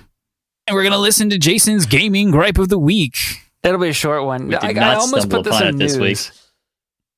What'd you say? So we did not stumble upon it this week. Yeah, you didn't stumble on it. It's a minefield, but you didn't step on one. I almost put this in the news. I didn't quite know if it was newsworthy, but it definitely bothers me. So as you both have heard me complain about, several components for building computers have been really hard to get lately, partially because of the China tariff, partially because of COVID. There are reasons, I'm sure. As a consumer, it's just frustrating, but and it's the same way with PS5s and Xbox Series X. So Newegg thought they had a solution to this problem. They decided to implement some sort of lottery system where you would submit to be in the lottery, and if you were selected, you would have the option to buy the component that you were trying to get, except for it would be bundled with other stuff that you may or may not need and versions that you may or may not want, most of which were overpriced, say motherboards or RAM or whatever. So, yeah, I mean, it's kind of a crappy move, in my opinion. I wish that if they were going to implement something like this to try to cut down on bots swooping in and stealing tons of parts, then why do the bundle? Why, why make someone spend an extra couple $100 when they're already buying $1,000 graphics card from you? But that's what they've chosen to do. And at this point, if you want one, you're either going to let Newegg screw you over like this, or you're going to let some scalper on eBay screw you over like that. Or you're going to, lose sleep trying to shark these things through various Discord channels and whatnot. And it usually, what ends up happening is I try to get one off the Zotac store. It just the site went down. It was totally not functioning at all. And when it finally got to the point where you can refresh it, anybody who had something in their cart, it got removed from their cart, and anyone who didn't, it was just out of stock. And this all happened in the span of like 5 minutes. So, do you think these bundles are indeed like whatever that company Brick and Morty went through last week? That this is the only way they can make a profit, or do you think it's just these companies know that they've got that the demand is so high they've got people where they want them, and therefore they can put these bundles in order to bring up their own profit margins or in order to get themselves more sales? I think in a case like Newegg, it's just to get more profit margin than they're already getting, because they've already marked up the prices of these things a little bit to the quote unquote new MSRP, which I get, but. Yeah, I think this is just to boost margins because they know people are going to buy it.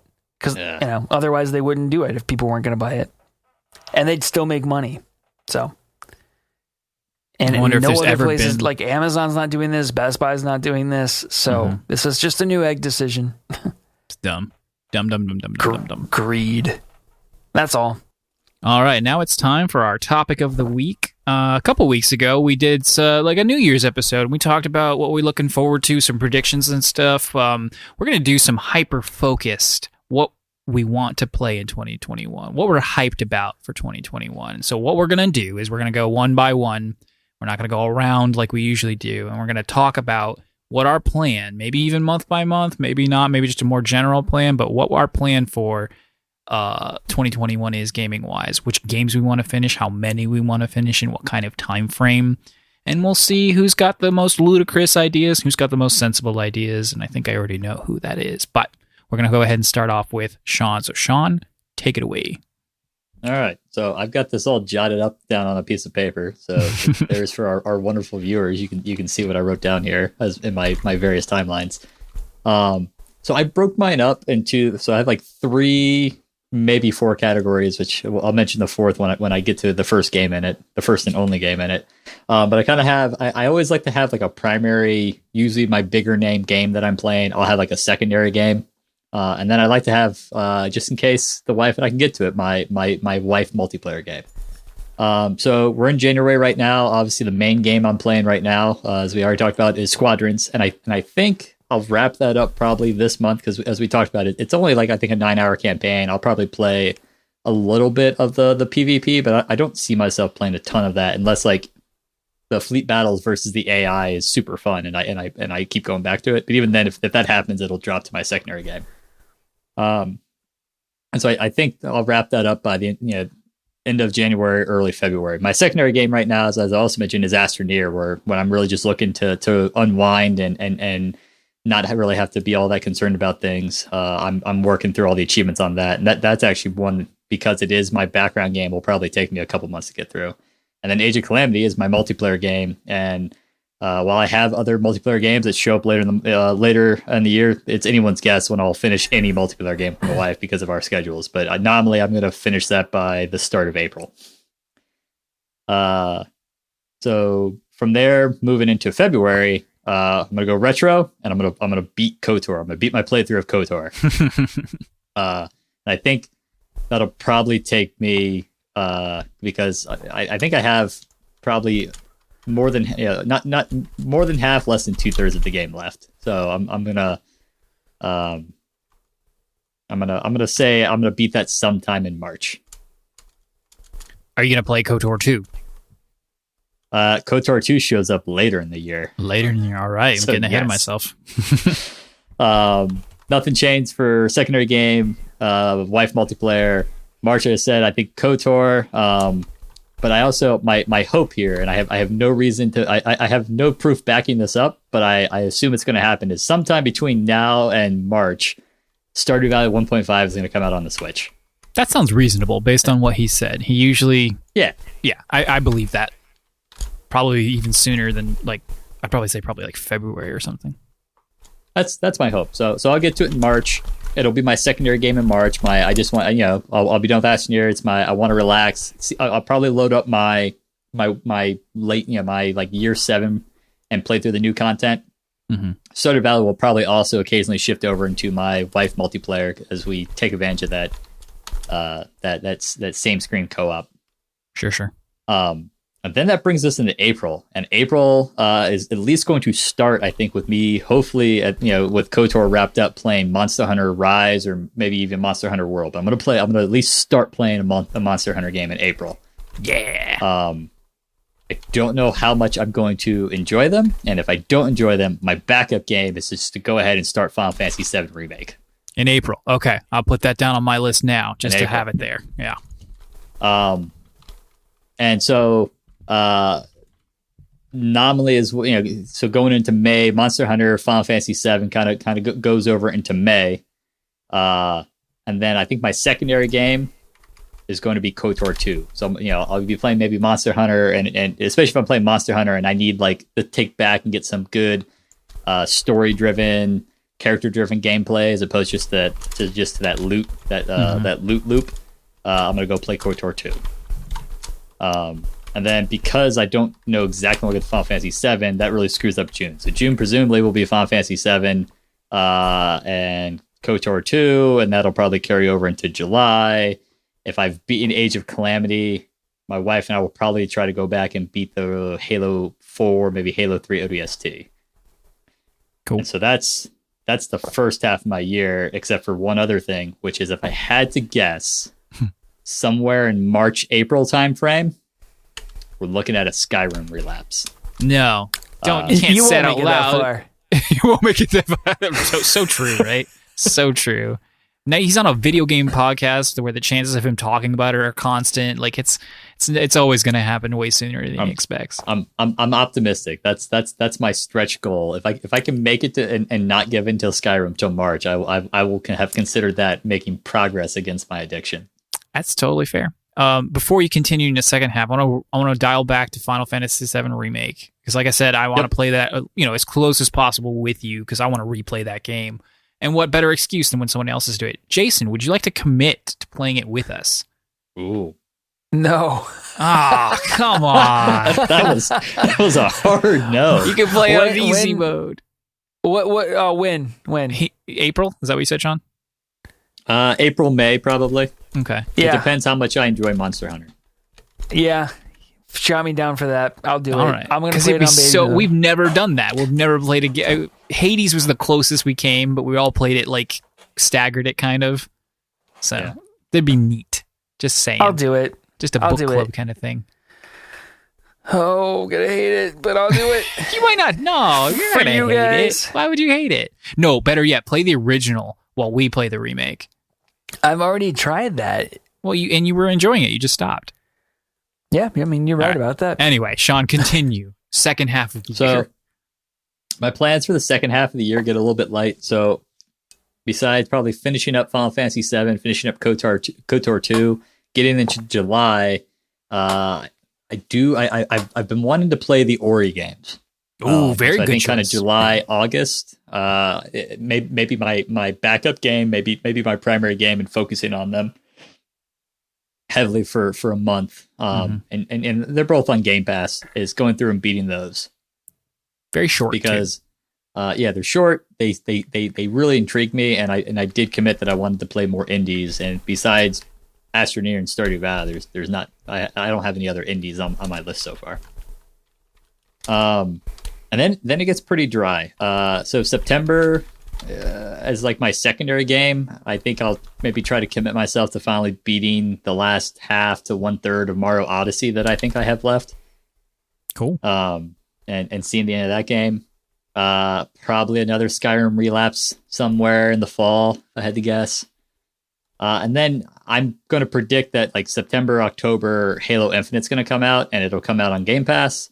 And so I would like to play through that, and I'll probably play through that both with my younger brother and with my wife, because they've committed that as Halo 5 didn't have same screen co-op, but Infinite is supposed to have couch co-op. Very nice. And the multiplayer is free? Is that right? I think so. I think the multiplayer is going to be free. We can all play it. We'll see how much I play of it. 5 was really good. They increased the mobility. Obviously, nothing close to Titanfall 2, but it might be enough that I'll enjoy it. It's got sprint now. We're sprinting everywhere. Yeah. Things that aren't on my list are Deathloop and God of War, and that's because it's just very unlikely that I get a PS5 this year. Fair enough. Whereas Infinite's coming out on the 1, and with it being on Game Pass, it's pretty easy for me to pick that up right away if I was waiting for it to drop in price. Games that I would like to play, but I'm not sure I'm going to get to is I would like to beat Jedi Fallen Order. Yeah, it is a little bit of a bland game, but I do want to see where it goes. I would like to start and beat Horizon Zero Dawn. And then is Baldur's Gate 3 coming out in its entirety this year? I honestly don't know. Yeah, I don't think they're anywhere near ready to announce a release date. That doesn't mean no, but it's probably no. So, like, if that comes out, I'm certainly going to hear the siren call. But I stand by what I said before, that I really don't want to start that until I can play it in its entirety. Yeah, you don't need to. Like, Jason and I, especially Jason, because he never touched a game like that, at least not in a very, very long time, definitely probably needed the taste. But and then I was looking at like Game Informer's list of games kind of coming out that they know so far this year, and like on the indie front, there wasn't a ton of games that jumped out at me. There was one called Sword of the Necromancer, where like you get a sword and it's a roguelike and like a dungeon delver roguelike, and you have the ability to like raise your defeated enemies from the dead in order to basically that's your way of kind of defeating, of growing in power. And the premise seems to be you're trying to like gain enough power to revive your departed beloved. That looks fun, but obviously it's going to suffer from what all of us experience, which is how do you go play a roguelike after Hades? It's got to be a really good one. You just put enough time between you. And that's, then, so if I play that, may play that year, but I do need to find other Hades. I will tell you, Sean, or other indies to play. I had the same thought about Dead Cells. So I was like, there's never going to be one as good as Dead Cells, and Hades proved me wrong. So I mean, I'll keep an eye on that one, but that's really the only one. I mainly Karts just talked about Silk Song. I do want to go back and play Hollow Knight, but that's something maybe I'll consider. But I do feel like I need to work some more indie games into my list.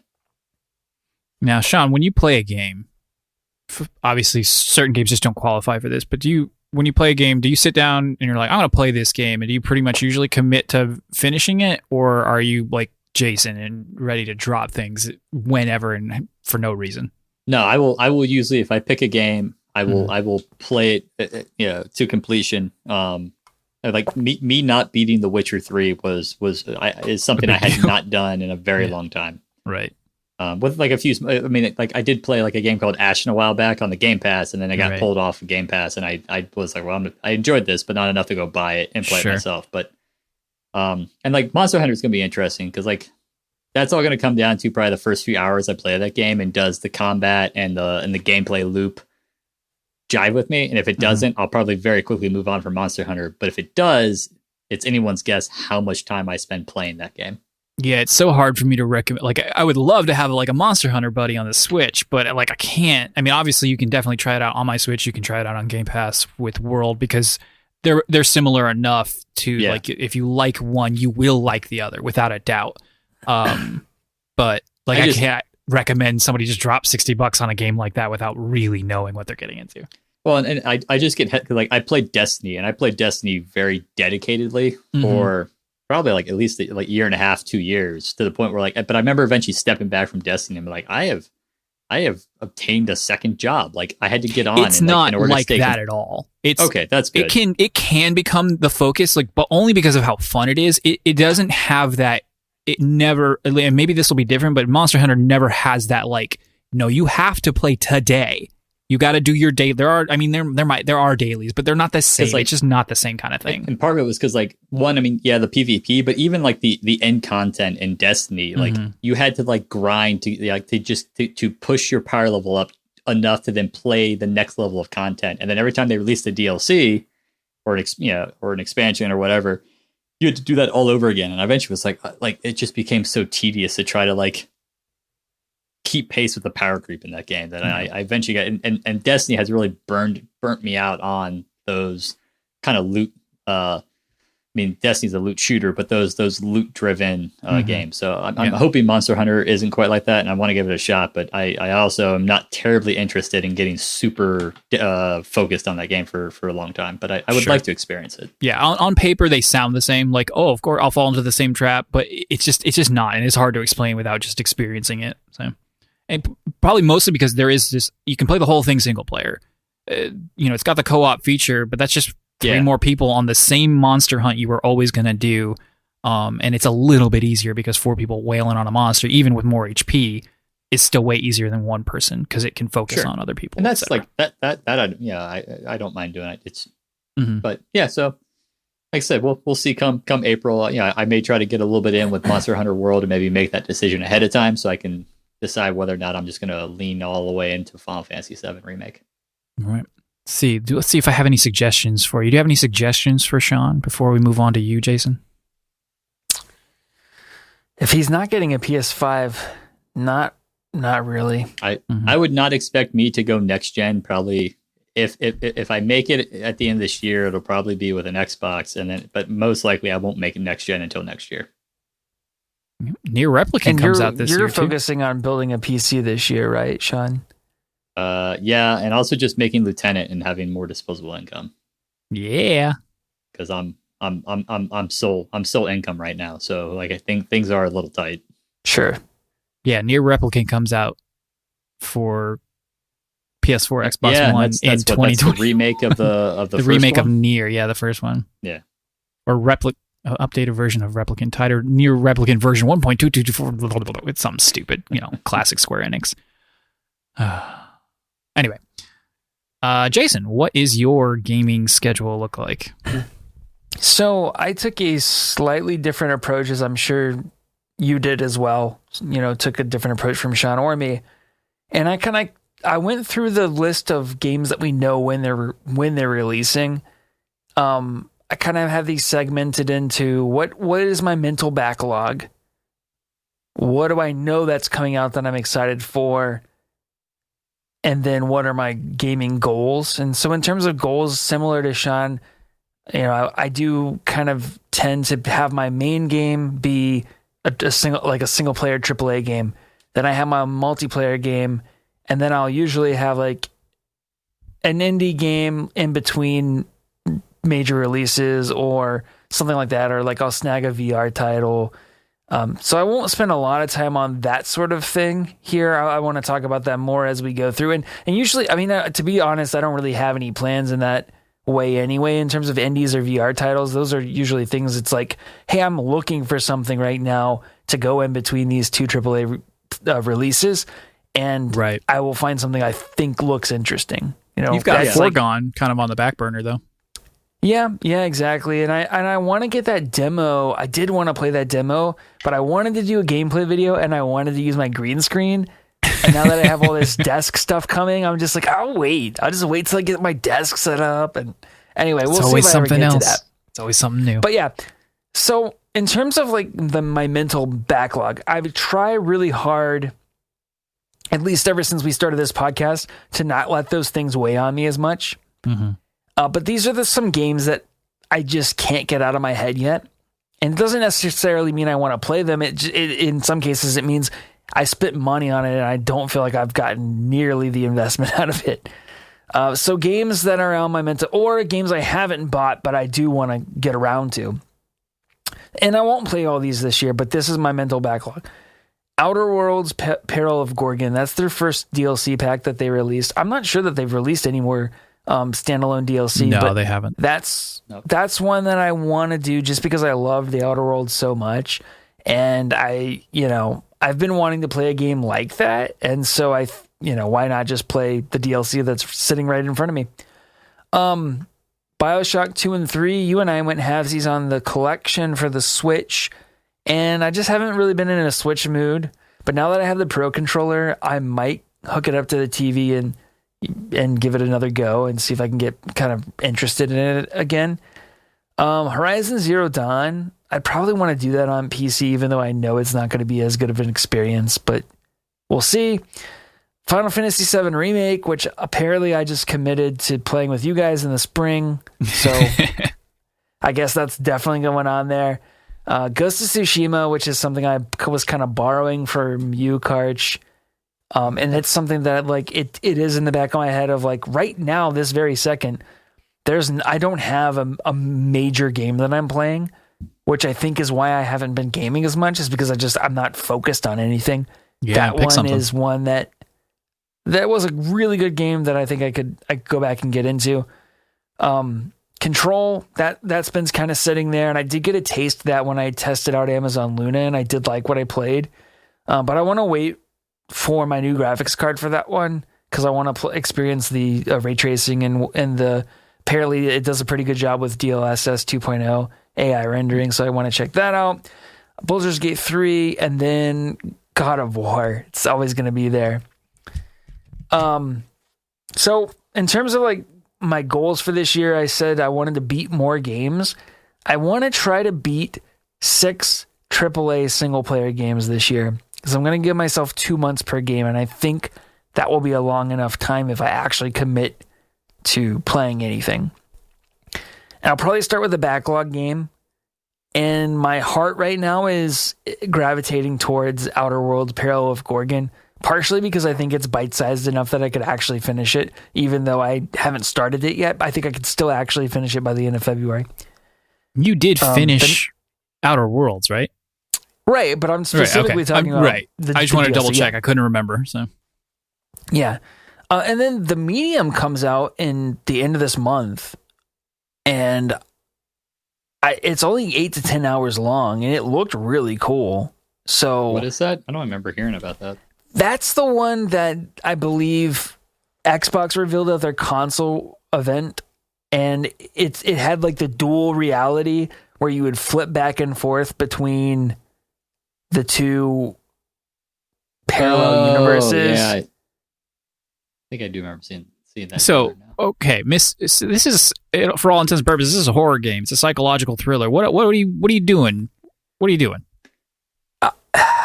I don't know. You're not going to play The Medium. What are you talking about? It looks awesome. I'm not saying it's a bad choice. It looks really cool. I just learned it's not coming to PS5 because I have forgotten the exclusivity, so I won't actually get to play it anytime soon. Or you can play it on PC. I don't want to play it on PC. We've been through this. Why do you even own a PC? I made this thing 4 years ago, and I have no intentions to upgrade it. So I don't own a PC. You told me you were going to buy a solid state drive today. That's for me and Rachel, so that our lives aren't miserable with our tiny 128 gigabyte C drive. Ah. Oh my God. Gotcha. The solid state. I have a much bigger HDD, but okay. But as I was complaining to Jason earlier, a lot of things when the 90s called. Exactly. When you go to install stuff, a lot of the time it's no, C drive. I'm like, but I have this E drive. It's much bigger. Please use it. No, C drive. Only C. And so it's okay, well, screw you. Anyway, side rant. Okay, so maybe I don't play The Medium, and maybe that's where Final Fantasy VII slides in, because that would be that time frame. Yeah, we're looking to play it.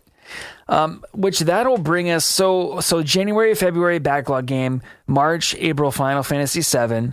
And honestly, I don't think it would be the biggest deal in the world if I got a little bit of a head start on you guys, because I'm going to go through it a lot slower.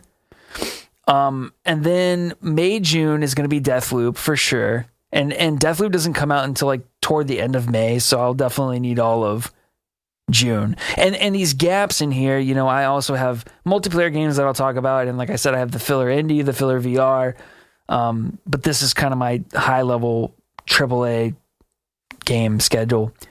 Then in the summer, there's not really anything that piqued my interest. So I might go take another dip into the backlog. Early fall, hopefully we get Horizon Zero Dawn, or not Horizon Zero Dawn, Forbidden but Horizon West. sequel.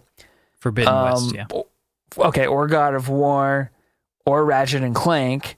And then that leaves me one open spot for my 6th that I don't know what I'm going to fill with it yet. Breath of the But Wild, presumably, too. like, yeah.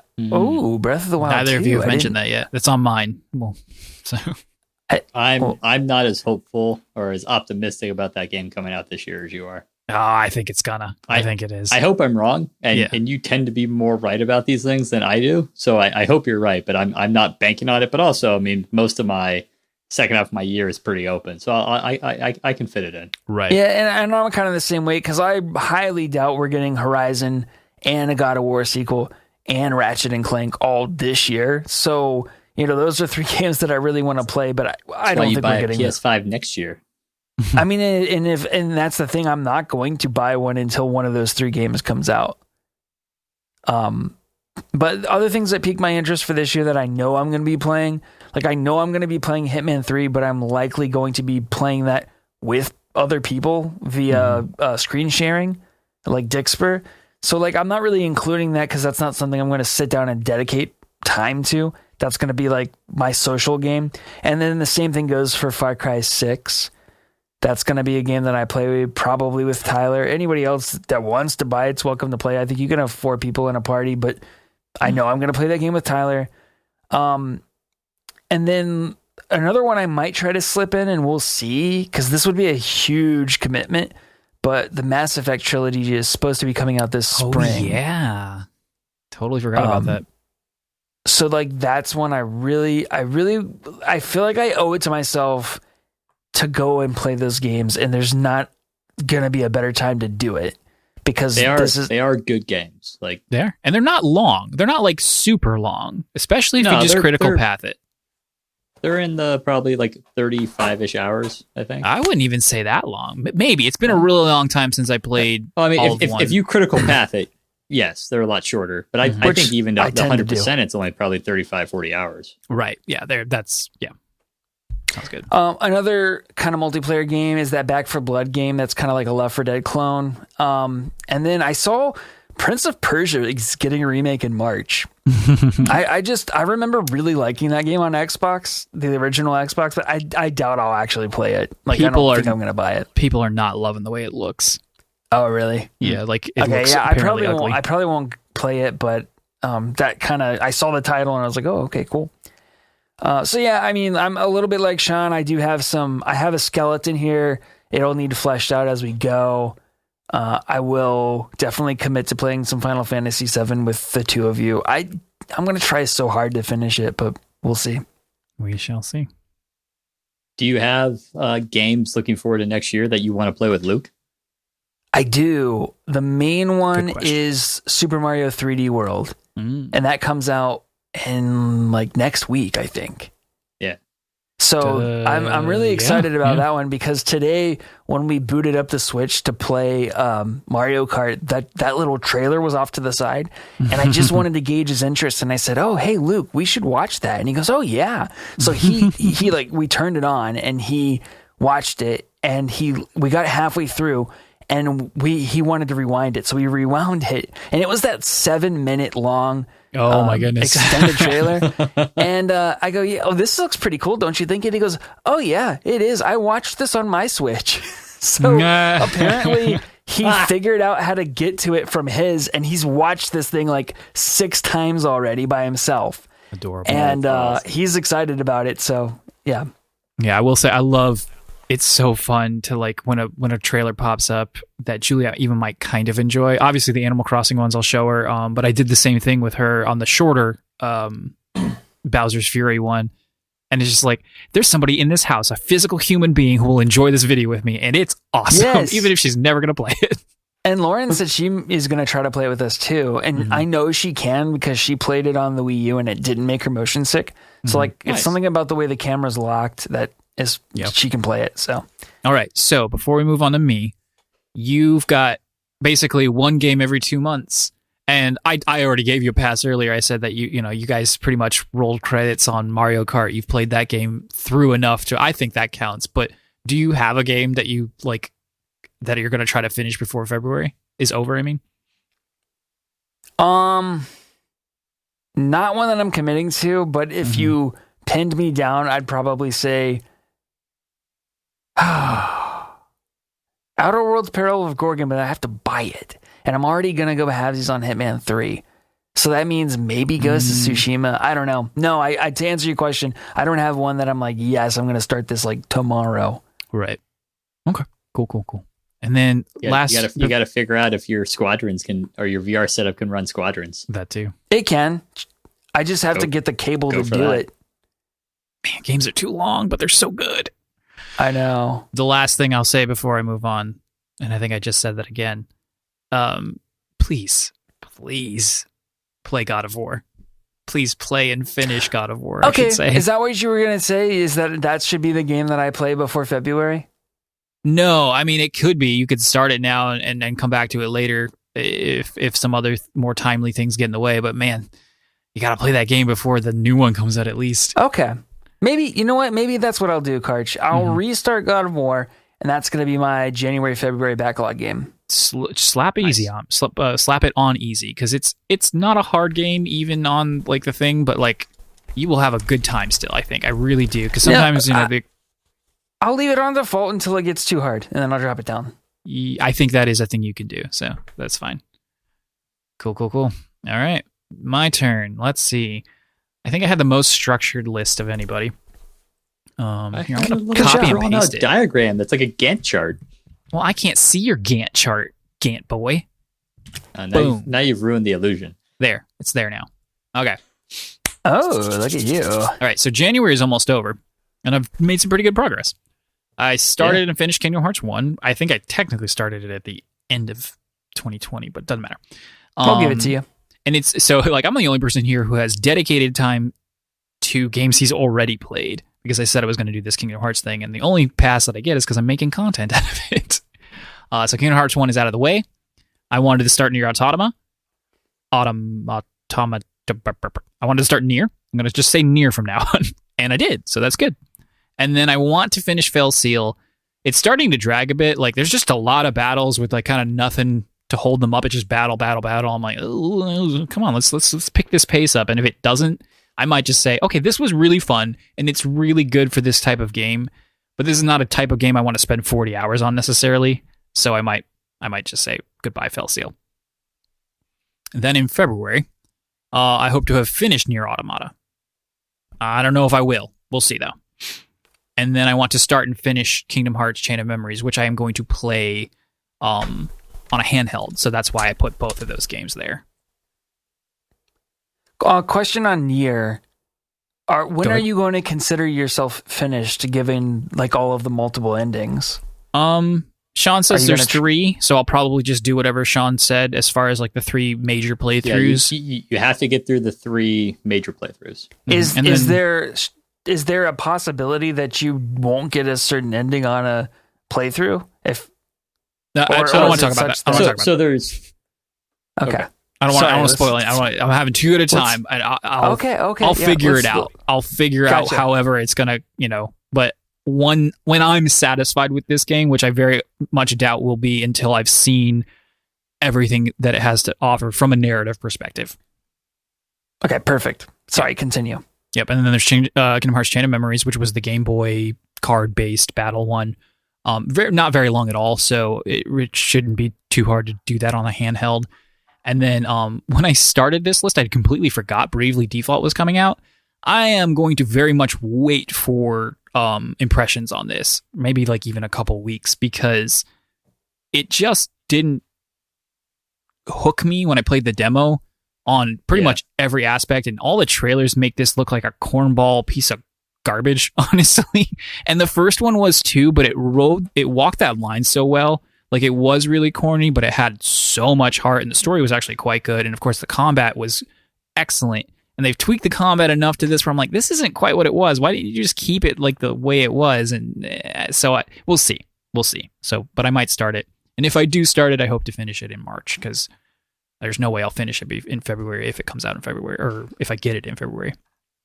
And then up in March, I'm going to start and finish Kingdom Hearts 2, which should be fun.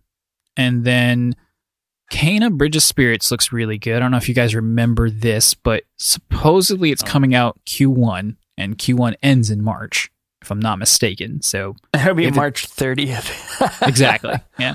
And so if it comes out by then, I'll probably pick it again. Again, question marks here are for like either I don't know if it's going to come out here or if I'm going to play it for one reason or another. And again, this one I will be a little, I'll wait for impressions or what the pre-release stuff is looking like as we get closer to it.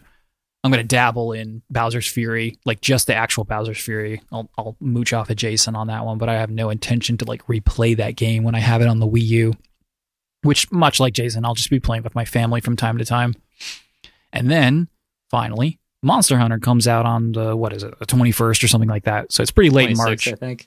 Yeah, and I put start and never finish because this is a game you just don't fit. You can roll credits on it actually reasonably within like a 25 to 45 hour range. It varies from game to game, but there is every Monster Hunter has a story, and it has its the monster on the box cover is like the monster that the story is like chasing, and once you beat that, usually you can kind of quote unquote call the game beat. There's so much end game content that just continues though, where you just keep fighting more and more harder monsters.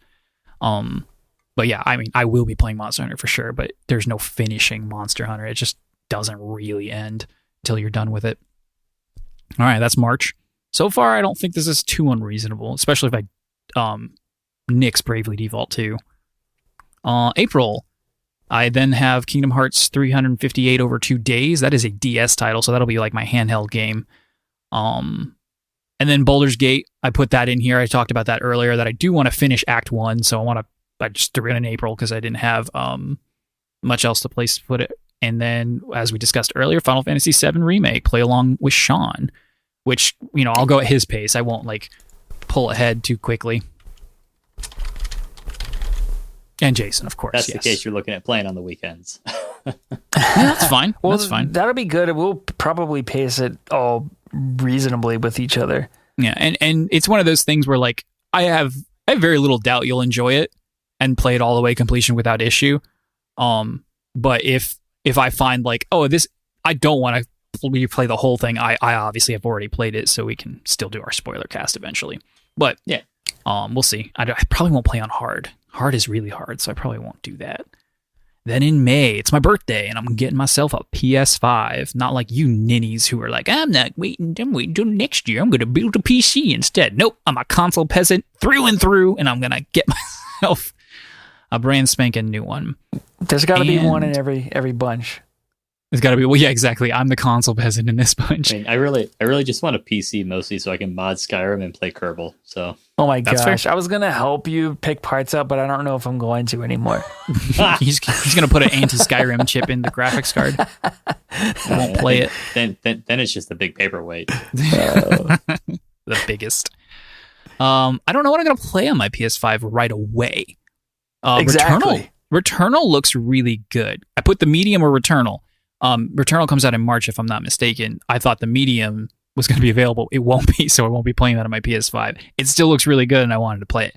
Returnal is the Housemarque game, which basically, Sean was talking about how do you go from Hades to something else.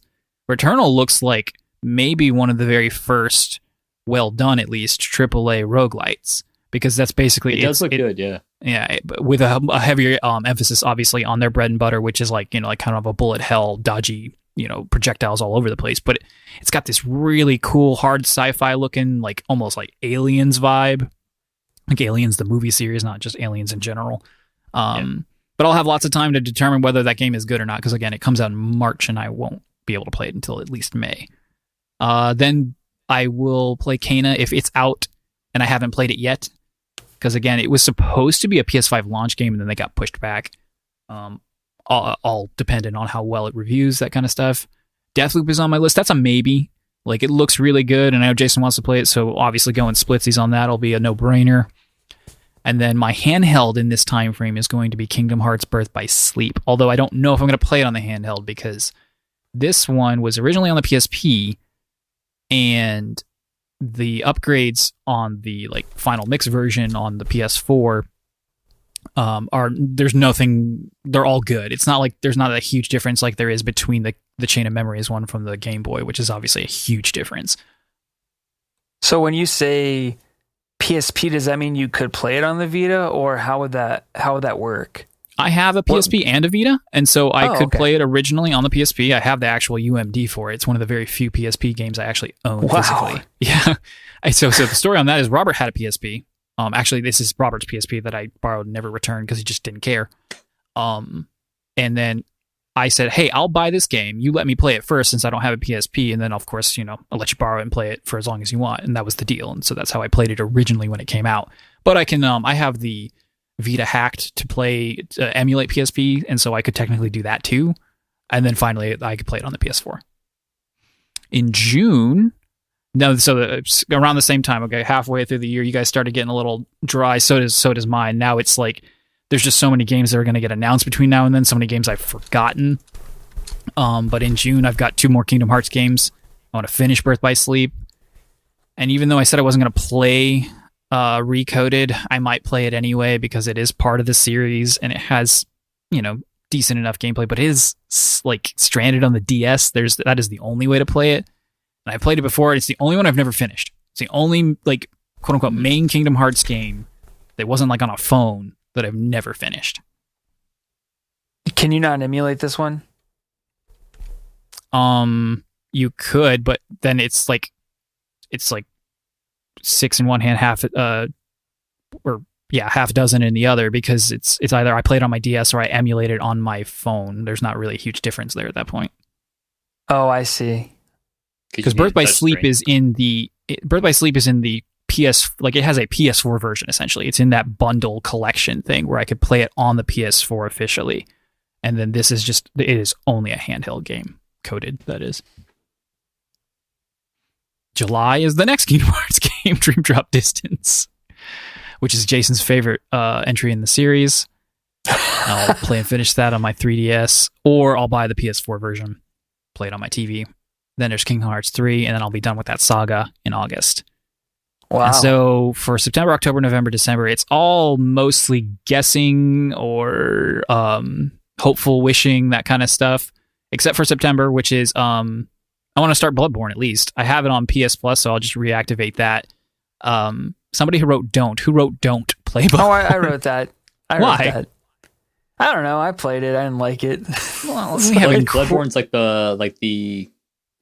like it's an iteration on Dark Souls, right? It's basically Dark Souls, but with a harder lean towards like the really gothic horror version, like the Eldritch stuff of it. But yeah, it's pretty much just Dark Souls again. I guess what I don't love about it, and I don't know, I mean, you might enjoy this, but I feel like it has that consequential combat like God of War, like Ghost of Tsushima, even like what's the other Japanese one that was actually the same studio as what? Oh, Sekiro? Yeah, Sekiro. Yeah. But it's just the combat in this is so slow. In Bloodborne or Dark Souls? Because Bloodborne's supposed to be faster. It's faster, but it's still slow. Yeah, but you coming from Monster Hunter, I mean, maybe that's not a big deal to you, because I find the combat in Monster Hunter to be a little sluggish as well. So it's very sluggish. I mean, maybe it won't bother you at all. I just, it seems like when I encountered the first boss, now granted, I didn't put a ton of time into this game, but I did encounter the first big boss, and I felt like that guy can move 1,000,000 miles per second, and I was just like, oh, and I'm dead. One hit. So I don't know. Maybe that's your thing. It's just I didn't rage quit it, but this is the type of game you rage quit. Sure, and I might. I played Dark Souls 3. I gave it a good 2 2 hours and I wasn't making any kind of like satisfying progress, I should say. Like, I wasn't having fun dying over and over. And I could not get past the first boss in that game either. I want to say I did, and that was but I couldn't get much further than that. But I don't even remember, honestly. Yeah, no, I did beat the first boss because it's literally like you go through like a small hallway, a small room, and then at the boss, and I did beat him. But I didn't get much further after that because, again, I was having fun. Because my problem with these games, and what I'll probably run into with these games, is death is punishing, but it's slow. I don't want to waste time getting back to the game if I'm going to be doing this a lot. If I'm going to be dying a lot, factor that in. Don't give me some slow "you died" screen and take 40 hours to load up to the next one. And then, of course, by the nature of the game, I have to walk or run or defeat all these enemies again. We'll see. People love it. I've never tried it. It's supposedly different enough from Dark Souls. And I don't know, maybe I'll swap out Bloodborne for Sekiro or something, because that definitely did seem maybe a little bit more my speed. Sure, yeah. All the Japanese stuff and everything. All right. Next up, I have October.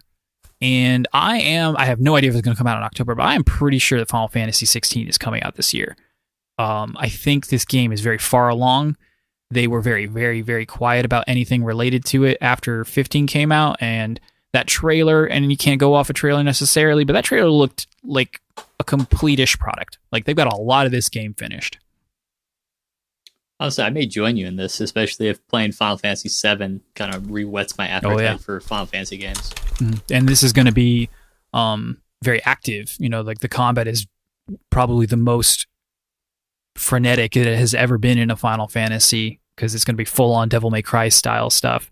Which at first I thought, like, that's dumb, but then now playing Nier, I'm like, if there's ways to do it good. Yeah, exactly. Like, and I've never played a Devil May Cry, so this is all that's purely just, speculative. So, yeah, but I love Final I might Fantasy. join you both as well, because this one really did catch my eye, and I think it was kind of the aesthetic. It's like I'm more drawn to that medieval than whatever Final Fantasy VII is.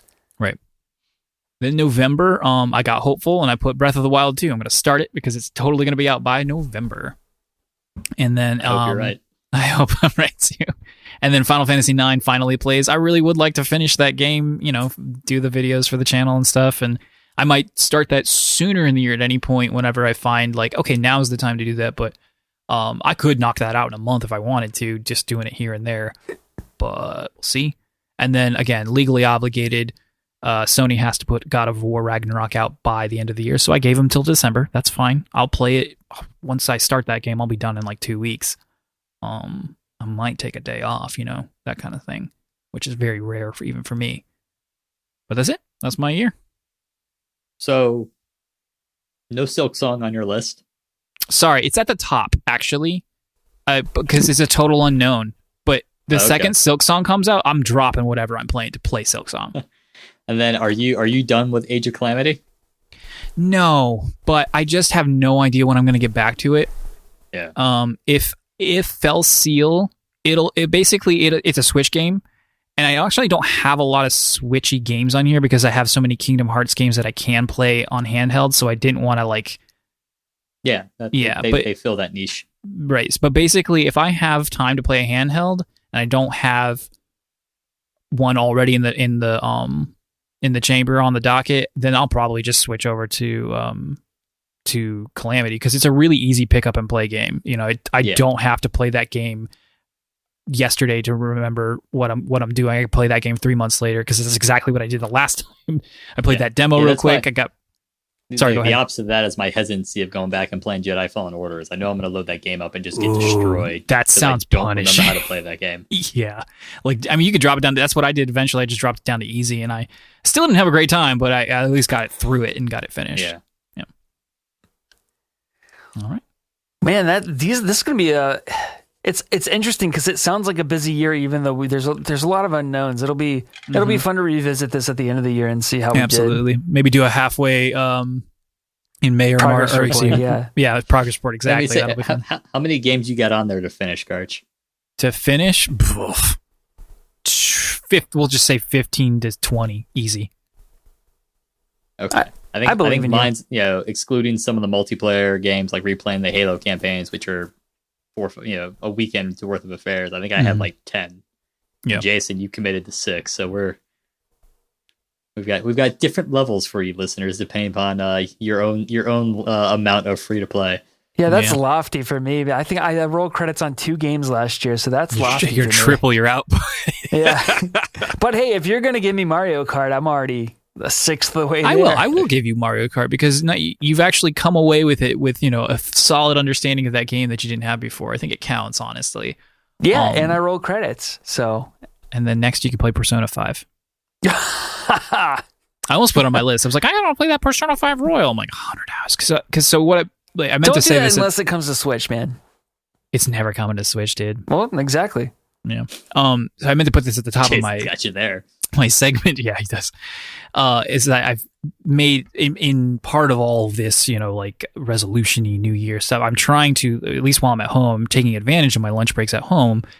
What I've been doing the last like 6 months is, for the most part, sometimes I would play like a Switch game, like especially during the Hades fever. But I usually just jump on my computer and play Magic for like an hour. But I can play Magic other times throughout the week. I don't have to play every single day. I'm trying to get myself off of that, so I'm not feeling like, because then it becomes a chore, like Sean was talking about with Destiny. Like, got to get those dailies, and then you're already on it, and then like before you know it, an hour and a half has passed. I'm like, oh, crap! I didn't want to play this long. So I'm spending my lunch hours playing games when I can, and then like when Rachel's doing bedtime with Juliet, I'll slip into the room and get like an hour and a half or so there. And so I think it'll be easier. It'll be nice to get some like console gaming in. And that's my plan on how to finish more console gaming. Plus Juliet likes to watch me play Kingdom Hearts, so that'll be easy. Well, let's do it, boys. When I have that, it's like I can get 20 minutes in the morning, but 20 minutes is just not enough time for most games. So like, by the time I get settled in and going, I'm not going to make any noticeable progress. That's right. Yeah, we could discuss strategies throughout the year if you guys have any breakthroughs, because I'm open to suggestion. Quit your job. Get laid off. Oh yeah, I'm always working on that. Get the flu or COVID and don't work for 2 weeks. Also an option. Worked great for me last year. All right. Well, hey, that's all we have for you this week. Be sure to like, subscribe, send us questions, let us know you exist. Let us know we're not shouting into the void. You all have a fantastic week. We will try, but we are never free to play.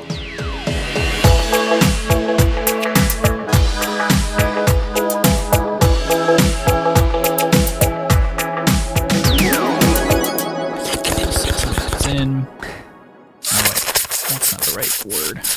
I'm going to have to rewrite this too. I can't do it without making a weird